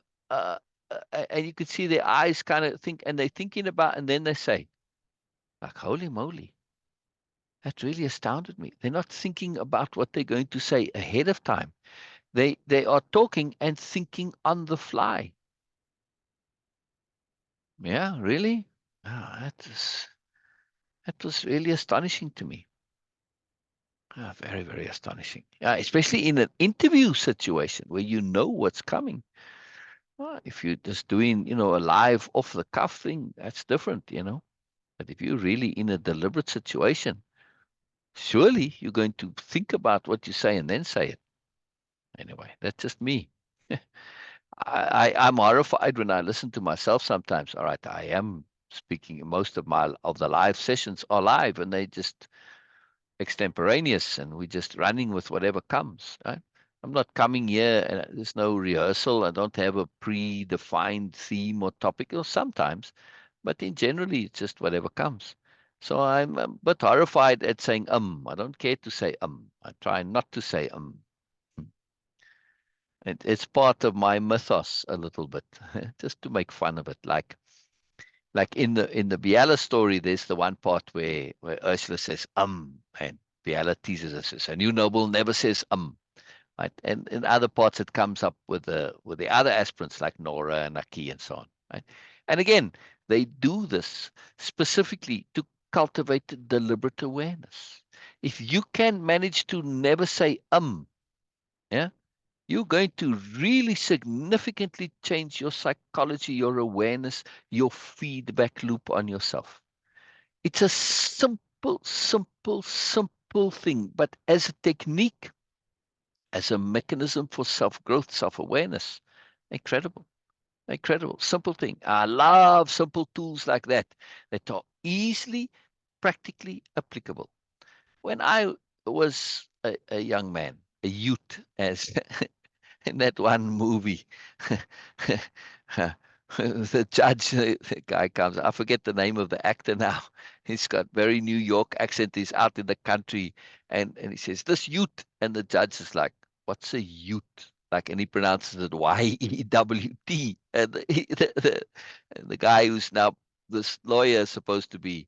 The movie's called My Cousin Vinny, and yeah. Anyway, and he's trying to say youth, but he can't say youth. He says youth. This youth. A very good scene. Anyway, when I was a youth, just I'm jumping a bit off topic here. When I was a youth, um, and learning and growing. See, there my was appropriate because I got on my little sidetrack and I forgot where I was. Anyway, it was very amusing to me that. When I was a youth and I was learning and really studying and focusing and testing things and looking at wherever I could find anything, right? I researched a lot. I was always bothered by when there was, and again, going back to my poem, When I was told about a way, and I was told there is a way and here's the destination, this is what you're trying to get to. But how exactly was never there. Right? So it's just like to use a real world example. I was, for instance, told, okay, you're in Los Angeles, you got to get all the way to New York. But I have no clue. I don't know where New York is. I don't know whether it's east, north, south, or west. All right. And using this example, we now know, right? But if you don't know, if you have no map, if you have no clue, it's like it doesn't help me. I don't know even how to get started. Totally useless. Totally useless. Which is how come application is such a core central concept, and core central application. Application is a central application of everything that I do, everything that I'm about. Because without it, it's all meaningless. As I realized when I was a young man, and this is the key why self-honesty is so important too. I learned a lot of stuff, but when I looked at self-honestly, looked at what was going on, I said, well, I'm reading all the stuff, reading all these books, whatever it is. Let's just say Buddhism. I read tons of stuff on Buddhism. How much is it actually helping me? Pretty much not at all. It's not making any difference. Why? Because I can't apply it. I love Buddhism. I love it. Yeah, the original Buddhism, not the Buddhist religion with all the ceremonies and the incense and the chanting and all the stuff, right? And the praying and all that. That's not what Buddha was teaching. He never taught a religion. It's a philosophy. It's just religions are about worship and praying. No, there's none of that in what Buddha says. Not a single thing. How they made a religion out of it is beyond me. Not just one, but a whole bunch of them. Buddhism isn't a singular religion, right? There's massive differences between greater wheel and lesser wheel, Hinayana, Mahayana, I forget the pronunciation, but anyway, greater wheel, lesser wheel Buddhism, and then within that you got Tibetism, and all sorts of different Buddhisms, right? And they huge differences between them. None of this, all that praying and chanting and worship and all this is completely anti what he had to say, right? It's just so fantastic. To me, amazing, fantastic in a not positive way. How this is possible that you get this, like really, the distortion. Anyway, I was saying I love the. Uh, I'm still keen to know, Beena, Norma, what you thought about the poem. Anyhow, I was saying, yeah, yeah, yeah. One second.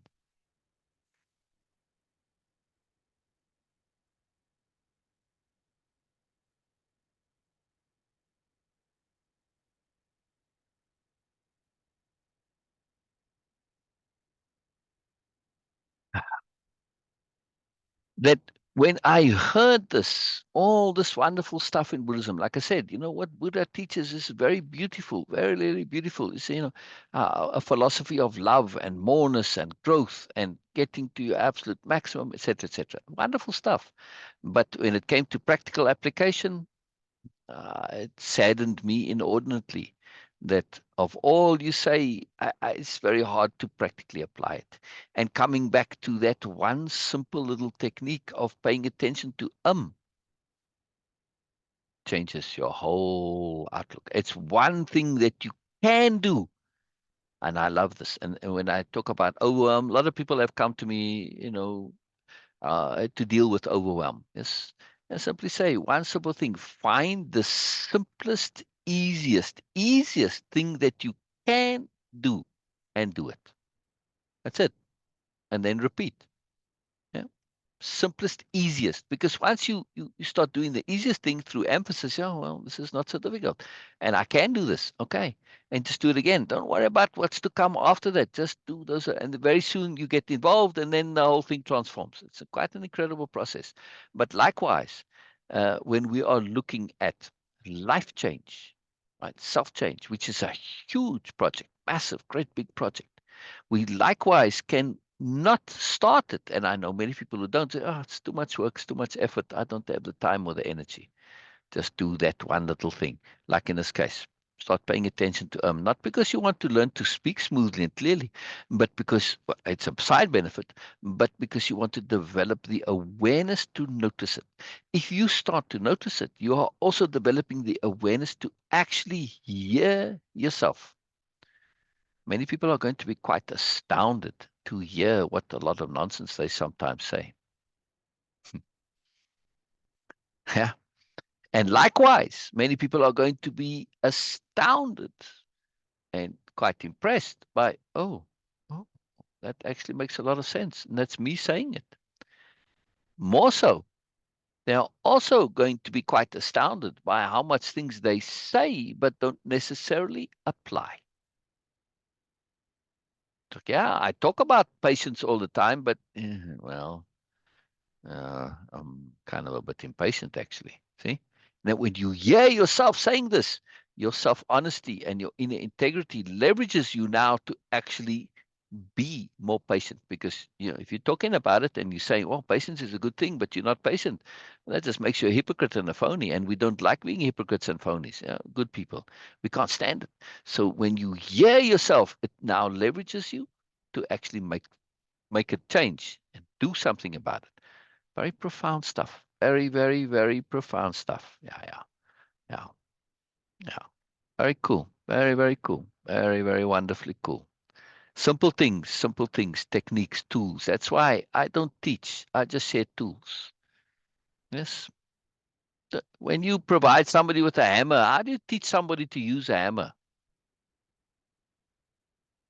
You give them some nails, you give them some wood and say, yeah, bang in the nails. That's it. You don't even have to say anything. Say, yeah, you just use it. Yeah. You don't have to teach somebody to use a hammer. I mean, I suppose you technically could, but really, put it in their hands, they're going to figure it out, right?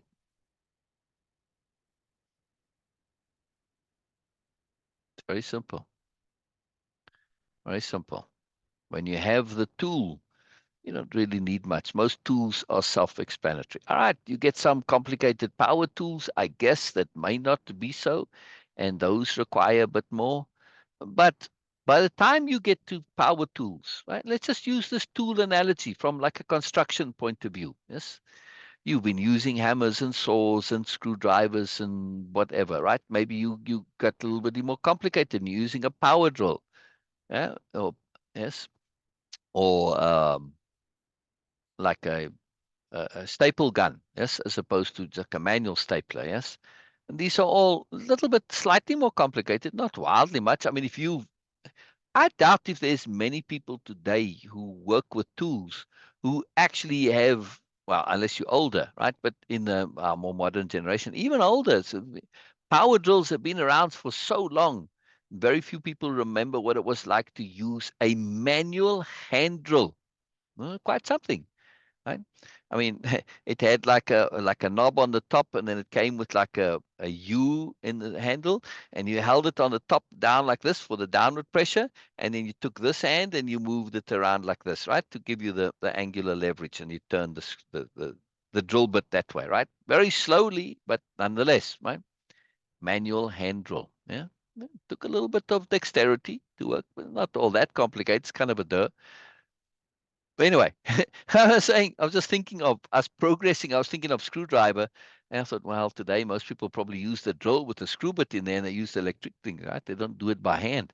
Anyhow, the point I'm making is that the tools are self-explanatory for the most part. But when you get to complicated tools that are more, like you could say, maybe getting to use a jackhammer, this does require a little bit of education. You've got to be careful. There's some things that if you're not aware of, you could get in trouble. A jackhammer could run off on you and you could cause problems elsewhere. There's stuff that's not obvious when it comes to using some of those very sophisticated tools. But by the time you get to using the jackhammer, you've used a regular screwdriver, a regular hammer, a regular chisel. You've used all the simpler tools and you've used the simpler power tools. So you have an understanding of tool use, yes, and you realize things that may not always be obvious. Like for instance, if you're using a drill and it's got variable speeds, if you set the speed too high, you might burn the wood, for instance, yeah, stuff like that. Simple things you learn from experience. But still, there's not that much to learning tools. That's fairly easy. And yes, sometimes it helps to have somebody show you and you don't get into trouble. But still, you can typically figure it out for yourself. Right? Very important. Very, very important to do this. Yeah. And again, I'm just saying in the context of teaching. Yes, I don't teach. I just share tools. That's all. I share awareness of tools. Once you're aware of it, you go and use it. Oh, I didn't know there was such a tool. Oh, okay, cool. Thank you. Yeah. All right. All right. Cool. Cool. Cool. All right. All right. That's just someone saying they weren't able to watch. Tools are very magical, and if you don't understand tools, just go to your kitchen drawer. Go to the kitchen drawers, plural probably, of somebody who loves cooking and look through that. You're like, huh? The hell is this thing for? They kinky or what? And some of those kitchen tools, kitchen gadgets, right? We don't call them tools, but they're really tools, I don't know, a lemon zester or whatever, So I don't know if that's a particularly weird one, but some of those kitchen things that you use for like real fancy cooking, uh, they don't make sense to the eye. You can't immediately see what they are obviously for. And if you have a bit of a wild imagination, you might think, wow, I got into the wrong drawer here, Yeah, yeah. It's quite fascinating. I have a funny little story about that at some point. But anyway. I think Bena's back. Very good. Very good. Just in time. Just in time. Yes, sorry, my power. It was a power shutdown, not my network. It Wow. was so yes. Okay. Very good. Yeah, Norma said she had to go. She'll watch tomorrow. It was a bit messed up. I'm keen to know what Norma thinks of the poem. I'm keen to know. I'm keen to know. Mhm. I mean, Norma, see, your opinion matters because you're also a poet. Norma writes lots of wonderful poetry. If you don't know, go and look at Norma's timeline. Yeah, she says a lot. Norma's not looking to write poems specifically. She's sharing her Mhm. heart in poetic form, a different Mhm. way of coming at it. And it's a very beautiful way of writing poetry. It's genuine. She's Yes. sharing what she truly feels. And sometimes you really, really feel Norma through her poems. Yeah. Beena does the same. Beena Yes. has So like a bit I more cannot involved. write even. Say again? I cannot even write if I'm not feeling this. Exactly, Oh, and well, because when we started on this, right, we made yes. a whole point. We got into this. We did a little Oh mini yeah. writing course. Well, it Oh turned out yes. to be a bigger, not just mini. We went into this Yes. very, very, very much in depth, and how to elicit creativity, how to elicit inspiration, right? How to call Yes. the muses, if you go by the old Greek connectivity. And this is a very particular way of going about it. A capital T trust, Nobelia trust was front and center in all of this, correct, Norma? Norma Yes. Beena. Yes. Yes. It's a Yes. big, big, big, big, big Okay. deal. I mean, it Yes. wasn't just Yes. casually come by. Yes. So, Bean is not just the writing, but the art as well, which reminds me we are way, way, way, way, way overdue for a painting from Beena.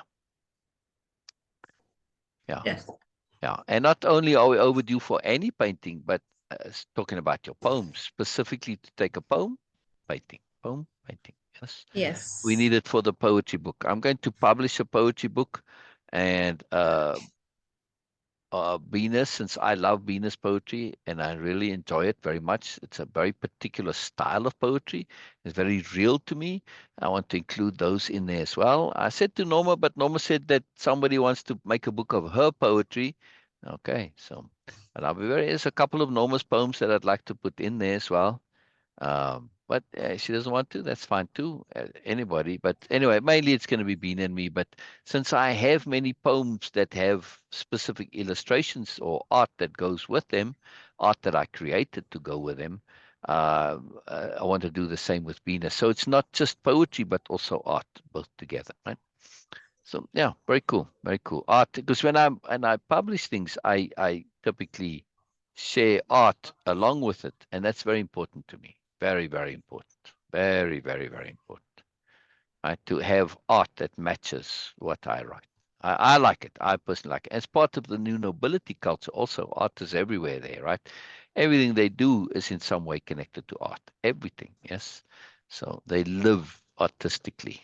That's very important. Yeah. You don't have to be an artist to live artistically. Yes. Don't have to have Yes. that. All right. Wonderful. Yes. Wonderful. I was thinking to read at least one chapter before we go, Beena, so that at Yes. least our Yes. title is Yes. accurate. All right. Yes. So We'll what? do But that. why? Yeah. Why not? Yeah. Yeah. Yeah. Yeah. Okay. I like that. I like that. Very cool. Very cool. I like the Beena's enthusiasm here. Very, very wonderful. Very wonderful. Just starting up Scrivener to get that. I'm still thinking about my poem. Again, I didn't mean to write it. It just came because it wasn't written even as a poem in my head. It's just this idea grabbed me while watching the TV show. It happens all the time, and I started to have a whole dialogue in my head about all of this. Right? I said, I might as well write it down. I had another one as I went to sleep about connecting to genius and that conversation about knowing what we know, knowing what we don't know, that kind of a logic. But you can't write everything down. If there was a way for me to write my thoughts down, that would be fantastic. Because sometimes it comes and it's all composed and it's very nicely done. And then when you go and write it, it's lost. It's like a dream. What can you do? What can you do? What can you do? Where were we last? What did we read last yesterday, Beena? Do you remember? If you'll share, then of course I will remember. Okay.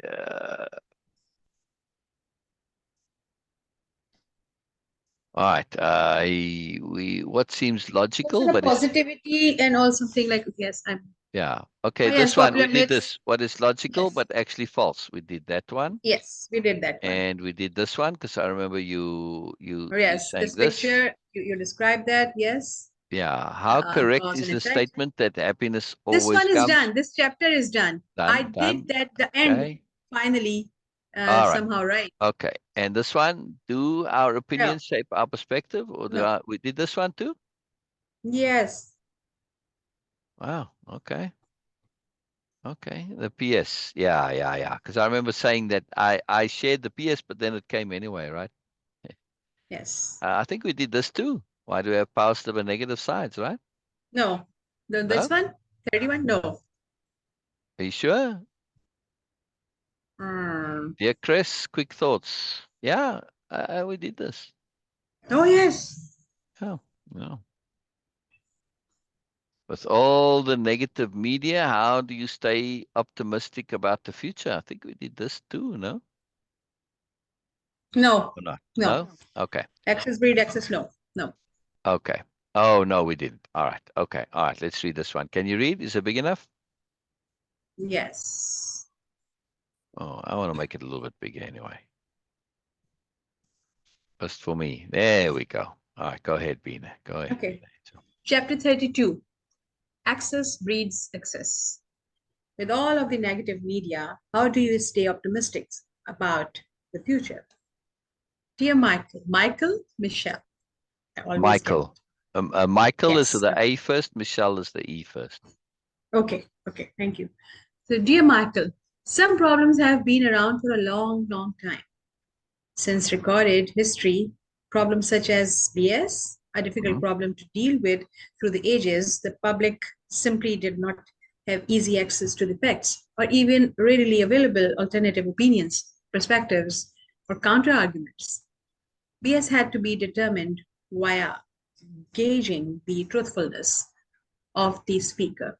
A difficult task accomplished liars and those willing to deceive without qualms could fairly easily mislead.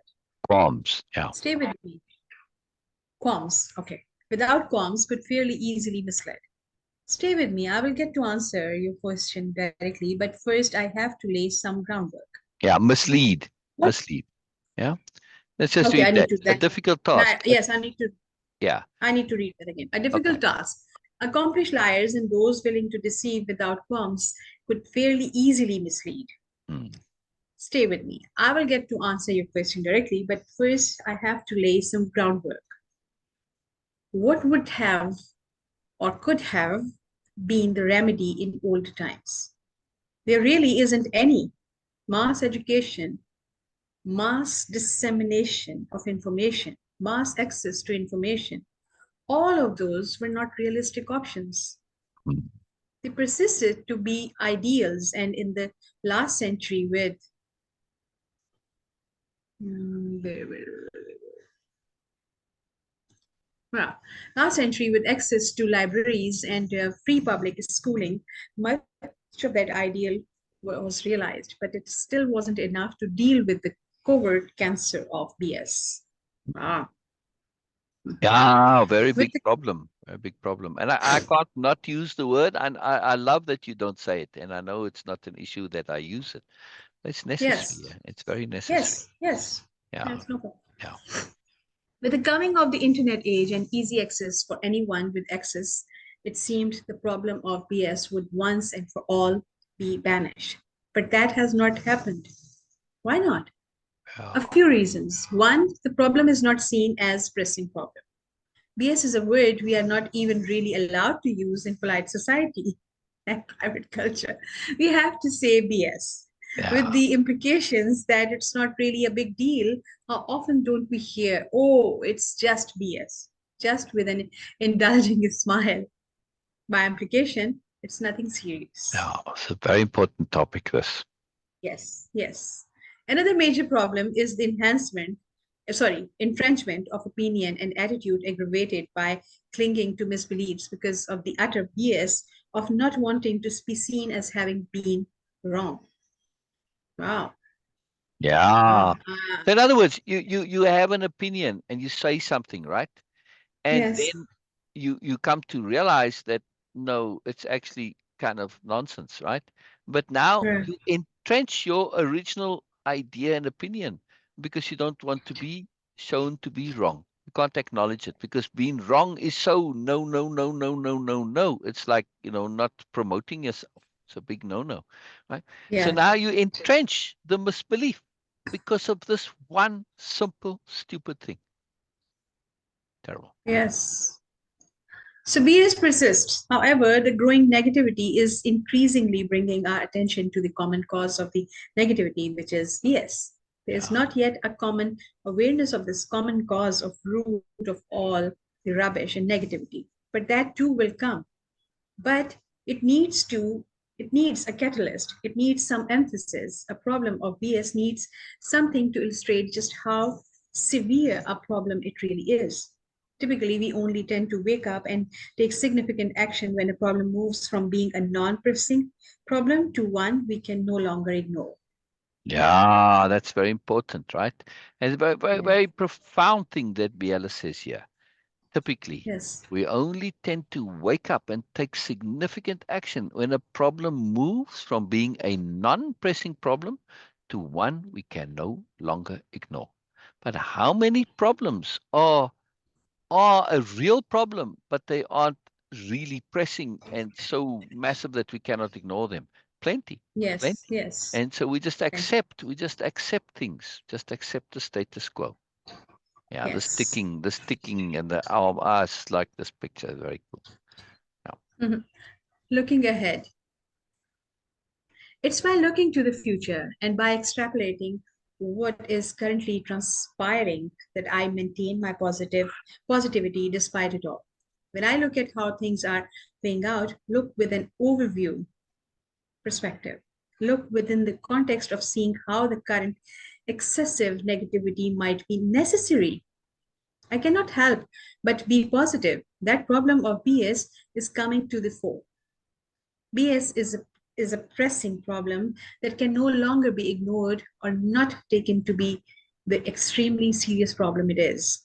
Yeah. It might seem like we are in overwhelmingly negative times, but just look at what that negativity has led to, has caused to happen. The largest protest ever took place last year, massive movement resulting in the rapid removal from the office or position of power of those who have used their status to abuse. an increase in social consciousness and awareness that is unprecedented in history. The youth have become mobilized in ways they never have before, could have before, Yeah. all because of the pressing problem of the mounting negativity and problems. We need the pressure to be motivated to take action. Without action, it's all meaningless. There was a But meaningless full stop there, I noticed. okay, okay, Just be having fun. okay. So It's okay. it's all meaningless. Yeah, yeah, But to get a large mass to move, and it's a large mass that is needed to change the entrenchment of societies, we need significant pressure. That's the overview perspective logic to the current negativity. Yes, it is negative, but it's necessary. yeah. Okay, but it's necessary. The negativity has always been there. It's not really more negative now that at any time in the history. There's merely more attention on the negativity, and that's a good thing. It will lead to significant change and the evolution of societal structures and interactions. That to me is most positive. Yes, we can't ignore it because it creeps into everything, right? Back in Yes. the day, you go, well, I'm not into politics, and the people who are politics, they talked about it, right? And you could stay outside of that bubble. But today, with Facebook, it creeps into your timeline, and the friends of your timelines, it's almost impossible to ignore. Yeah, yeah, very powerful. One thing. Yes, it's good, but it's much like treating the symptoms and not curing the disease. The patient may be, can you hear me clearly? Yes, go ahead. Yeah, yeah. Okay. Okay. The patient may be pain free and seemingly okay, but the disease is still there, continuing to cause a problem. Societies are much like this. To truly deal with the problems, we often have to change the underlying system, a particularly difficult problem as it needs massive support that typically only comes when matters are seen by most as extreme. Long-term problems that have become entrenched typically need radical change to get rid of them. Radical change requires severity of to galvanize.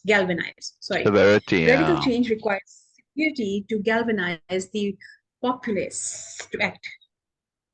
Looking at the current state of affairs, this understanding makes me exceedingly positive. I foresee not only changes which will lead to solving specific problems, such as the changes which have come about when dealing with abuse by those in power. But more is needed because the entire system is still need to shift to deal with the underlying causes that led to those abuse. This, okay, I need to read it again. But more is needed because the entire system is still needs to shift to deal with the underlying causes that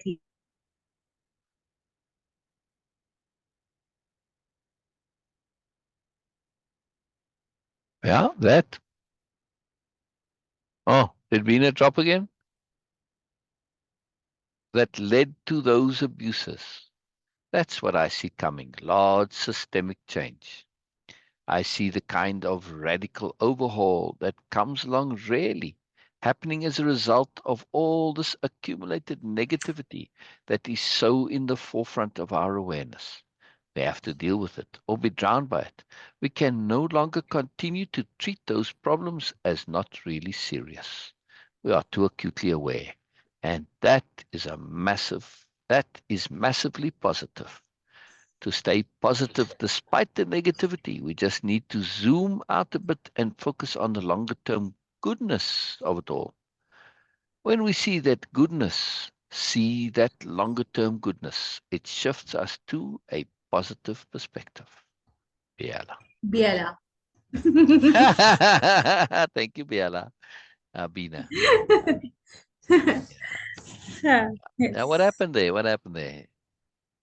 I don't know, like you were saying that, okay, but I dropped, but I Oh, was you there just for me. stopped Your mid picture was sentence, good. mid word, and so I thought you dropped again. Wow. Yeah, yeah. No, so the network was slow at that moment. So Oh, I see. Okay. All good. All good. All good. Yeah. So this particularly in our day and age, this is absolutely critical because with the proliferation of the internet and the access that the individual has to general sharing. We now are more connected than ever before, and it's very hard to kind of isolate in a bubble. No matter how much you may want to, if you're on Facebook or any kind of social media, you you seeing comments, right, on a post that may have nothing to do with you, but you see the comments, and through that you're seeing what people think and say, right? And so obviously there are people who say very horrid things, very negative things, and they do this on purpose, right? I mean, trolling in the beginning of the internet, right? People would get completely messed up by trolling, not realizing, because it was too preposterous for their brains to comprehend, that somebody is deliberately looking to kind of prod you and poke you and get you upset. This was their joy, to get you upset, gave them feeling of power. Yes, superiority paradigm nonsense. But trolls aren't such a big deal anymore, because people have learned to just, oh, you're a troll, and ignore them, right? And if you look at like big popular websites or pages or whatever, and you see the comments, you get somebody making a stupid comment, and people say, troll, troll, troll, and then everybody just ignores the comment. They don't take it seriously. So this is very powerful, but we need to go further. We need to develop the discernment to be able to just pay attention a little bit. It's not very hard to notice when people are talking the biggest load of nonsense and lying. Why? I might not know all the specific details of what they're talking about. But when they internally contradict themselves, doesn't matter if I'm aware of all of the studies and all that. And they start internally contradicting themselves. Sorry, there you go. Now it's very clear that you're lying. Yes. And of course, when you do know something for sure, and then you hear them talk about the opposite, again, you know, pay attention. You can spot liars fairly easily. The problem is, do you want to? You say, well, what Mm. do you mean, Syl? Are you saying we don't want to see liars? Absolutely. Not always. Mm. If the person is lying about something that is convenient to me, and what they lying out promotes what I want, I turn a blind eye and I say, okay, I'll give them a pass. They're still a liar, whether they're lying and it's beneficial to you or not. They're still a liar, right? And if you start, supporting people who lie when it benefits you, you're getting into bed with the devil. This classic Mm. old symptom, right? Yes, you get benefit, but of course, if they're a liar and they're dishonest, at some point, that's going to, when it doesn't work for you, they're not doing it for you. And if they have no integrity and no morality, just think about it a bit. Yes, aren't Mm. they saying this because they know this is what you want to hear? How do you have any confidence that they're actually going to follow through and really do this? And of course, it turns out time and time again, these people don't. They just make promises and they don't live up to them. In the new nobility system, right, in the agglomeration, just to go a little bit sideways from this, they helped set up the agglomeration, wrote the constitution for the agglomeration. Now, the agglomeration is where everybody lives. What doesn't matter wherever you're into. Yes, the new nobility or nobelia. This is if you have this passion for learning and self-growth and nobleness, etc. Okay, then that's where you're at, right? But again, it's not for everybody, and they don't say it should be, right? You want to do other stuff, that's it. So in the agglomeration, this is where everybody is. It's the general society. Yeah? In that general society, they said when it comes to politics, from the moment you do something that could put you in the eye as potentially running for office, potentially, not even actually, but potentially. From that moment that you do anything and you're saying public stuff that could potentially put you in a situation you could run from office, whether you do or not, doesn't matter. From that moment on, you are under oath. Just think about this. Mm. Just think about this. Yes.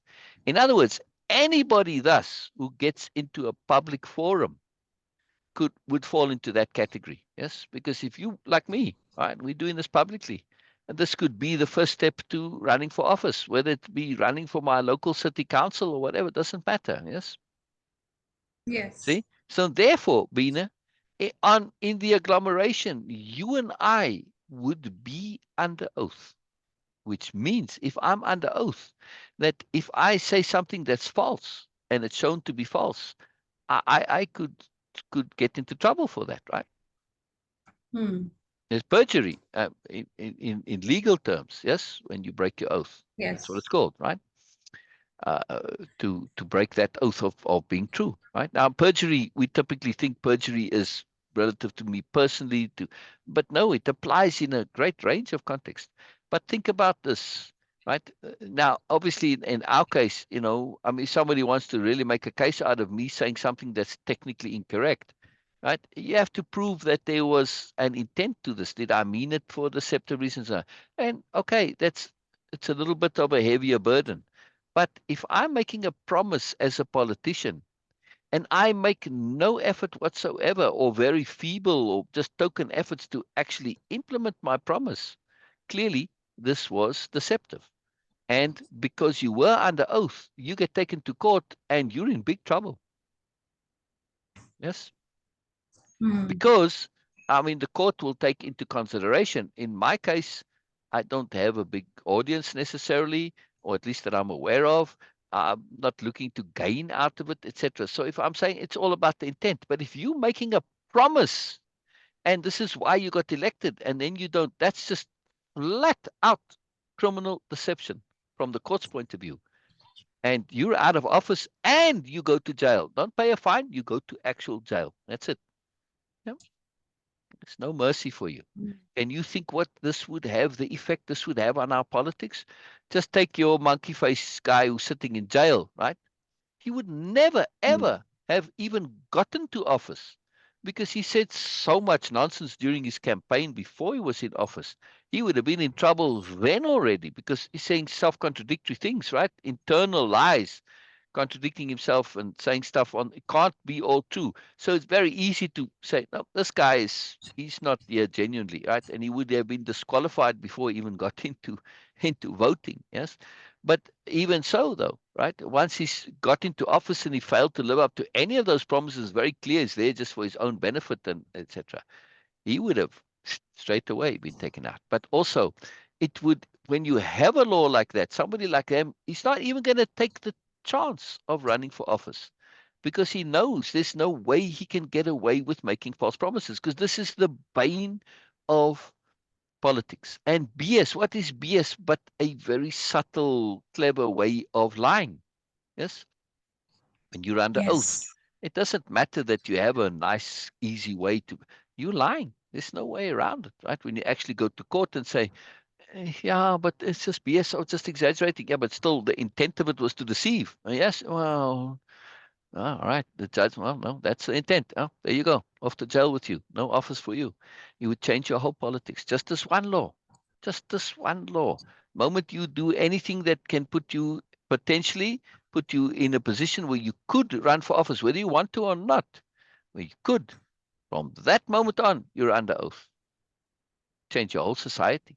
Change your whole society because it means that everybody who's saying anything in any way that's public, yes, writing a book, whatever, yeah, that you have to be honest.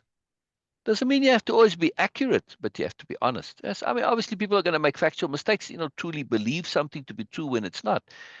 It's not an issue. Yes, but dishonesty, it will get exposed very quickly. Can you imagine this, Beena? Can you imagine this? Yes.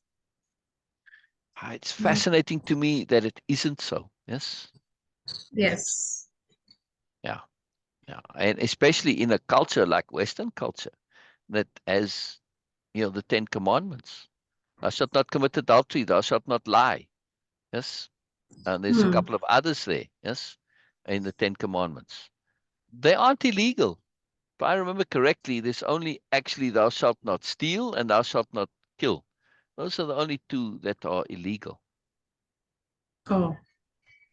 Yeah, the rest are actually legal. Isn't that fascinating? No, thou shalt not lie. To commit perjury, yes, but but in general, you can lie and there's no consequence to lying. Hmm. Yeah. Now, I mean, it would make a mess of our legal system if we took lying in our personal lives and say this is illegal. You're going to have, every boyfriend and girlfriend is going to be in court about, but still, it's still a culture that where lying is permissible because those you look up to are lying all the time. Yes.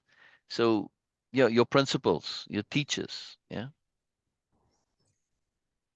that would get them into Yes. trouble. In the agglomeration, you're in a situation where you are speaking publicly. And when you are in a position of authority, the court takes your honesty absolutely very serious, right? In other words, your transgression is more egregious because you are in a position of authority and responsibility. Yeah. And lies are so consequential. For instance, when our teachers that they lied to us about stuff, we believe them. Now I take this because to me they were, at least when you were young, right? This is an unimpeachable and impeccable source of authority. How can you not trust them? If you don't trust them, your whole awareness of your entire culture crumbles. Now you take this and you don't even think twice that this is absolutely a fact, and you build an edifice from that fact, right? You take this fact and you take another one and you start building. But of course, it's like having a building block, right? That's corrupt. That's going to crumble on you at some point. The more you start building on this, eventually you have a system that's unstable, that doesn't work or collapses. Why? Because of that one lie. And when you building like in actual literal construction, you cannot have materials which are lies, right? In other words, which are deceptive, which are rotten, which are flimsy, flawed, whatever, right? In other words, we're going to break.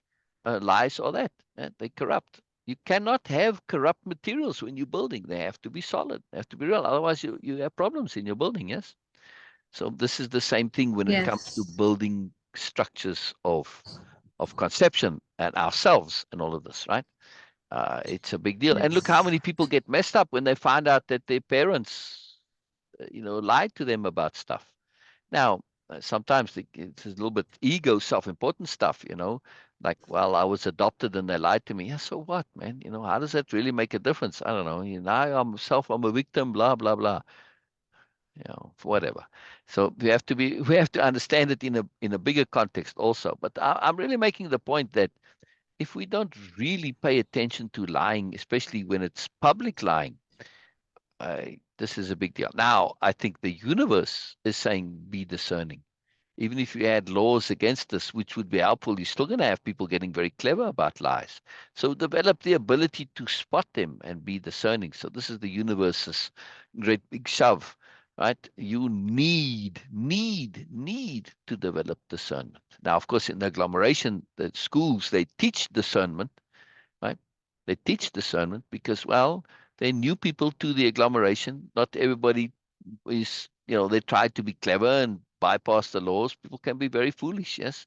So it doesn't matter. Plus, it's not illegal in your daily dealings, yes. Just when the people in the schoolyard and all this. You may have somebody who thinks this is a good idea to do and gets caught up in the foolishness. But of course, the school system is going to teach you why it is foolish to learn to do this, and the detriments of short term versus long term, and show you actual examples of how it works. So if you got any sense in your head, you'll know about it. But why on earth would you want to do this?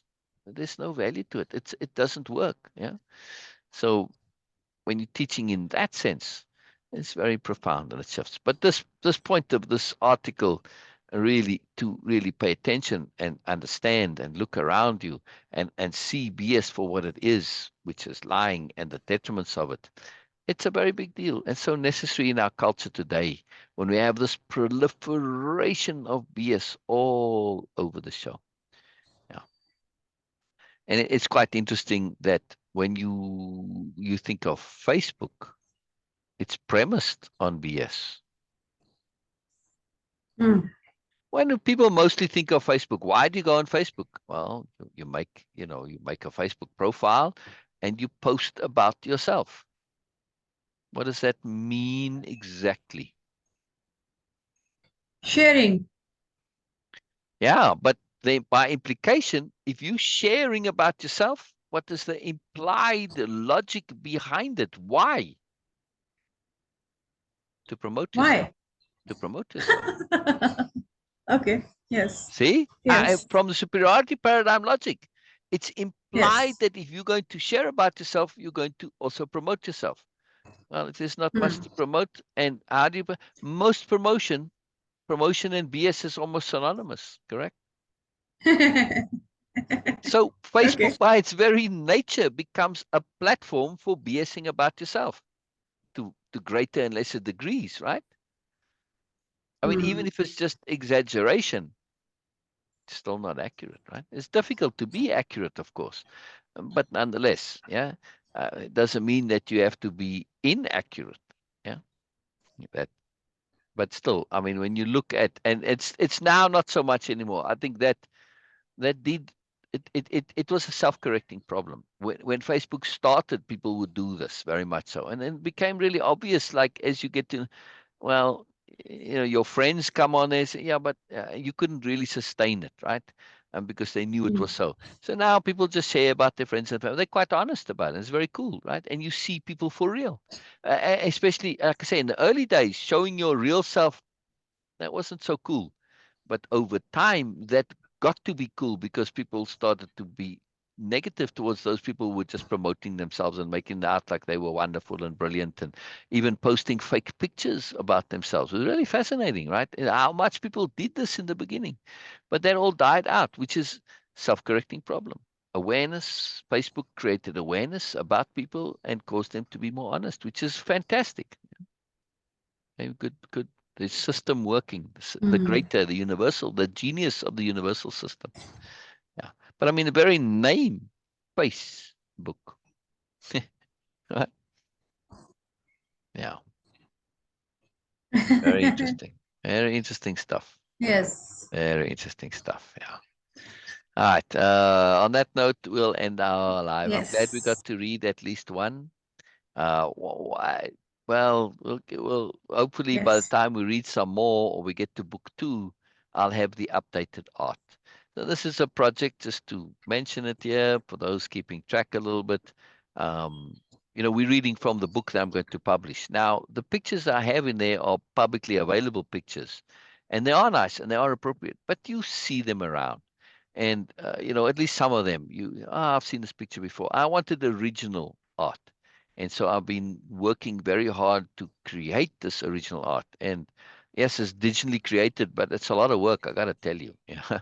You think, yeah, but the computer's doing no, no, sorry. There's a lot of work to creating the art digitally. Yes, you got to get the prompts right, and then you got to have patience, and they do things that you don't want, and you have to say it again and again and again, and it's slow, and it's just a ton of work. Yes, ton of work. I mean, if I literally painted and drawn them all myself, it would be maybe quicker, but I don't have the skill. So I have got to create art in other ways, right? Many ways to create art. You don't necessarily have to have the manual skill. Yes. I mean, I challenge you to create art that's similar to the art that I've created, and you'll see how much work there's into it. You say, all right, I hear you, Syl, I hear you. All right, good for you. You made nice art. Yeah, and I'll take some credit for the effort involved. Yeah, and there's a creativity to it as well. In because you're directing the computer, the programs, whatever, to make it for you, and you have to be a good director. Otherwise, you're not going to get good art. Yeah, and it's also curation. Sometimes I just did things over and over and over and over again. I mean, literally hundreds of things to get exactly what I want. Yeah. Character leading to creativity. Any comments before we go, Beena? Yeah, No, today's session yeah. was different and valuable for me, of course, because of so many regular reasons which I have. Like, okay, I got value and I got bonus, but also that it is to practice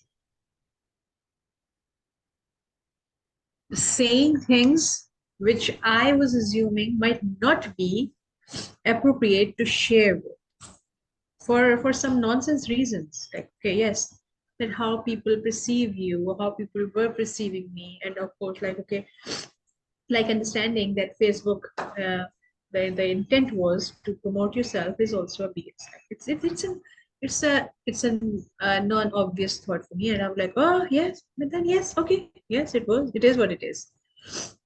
So this understanding, that's why this whole session is so valuable for me. Thank you Yeah. so much for sharing, Sil, and thank you Oh, so much, absolute pleasure, Norma. Beena Angel. Absolute pleasure. Thank you so much, Norma, for being here. I hope to see you tomorrow again. Yes, yes, And please yes. do like, comment, and share if you find any value into this. Please do watch recorded or join us Yeah, live, yeah, because yeah, this is yeah, going to be more and more and more as long as we are yeah, getting closer and closer to the yeah. podcast time. So before that, that would be very, very, very, very valuable to be Right. part of this process. Especially on that announcement for the event of the podcast. Yes. Yes, That yes. one, to share that one, that's especially helpful because that's a big deal to me, and that's a huge deal.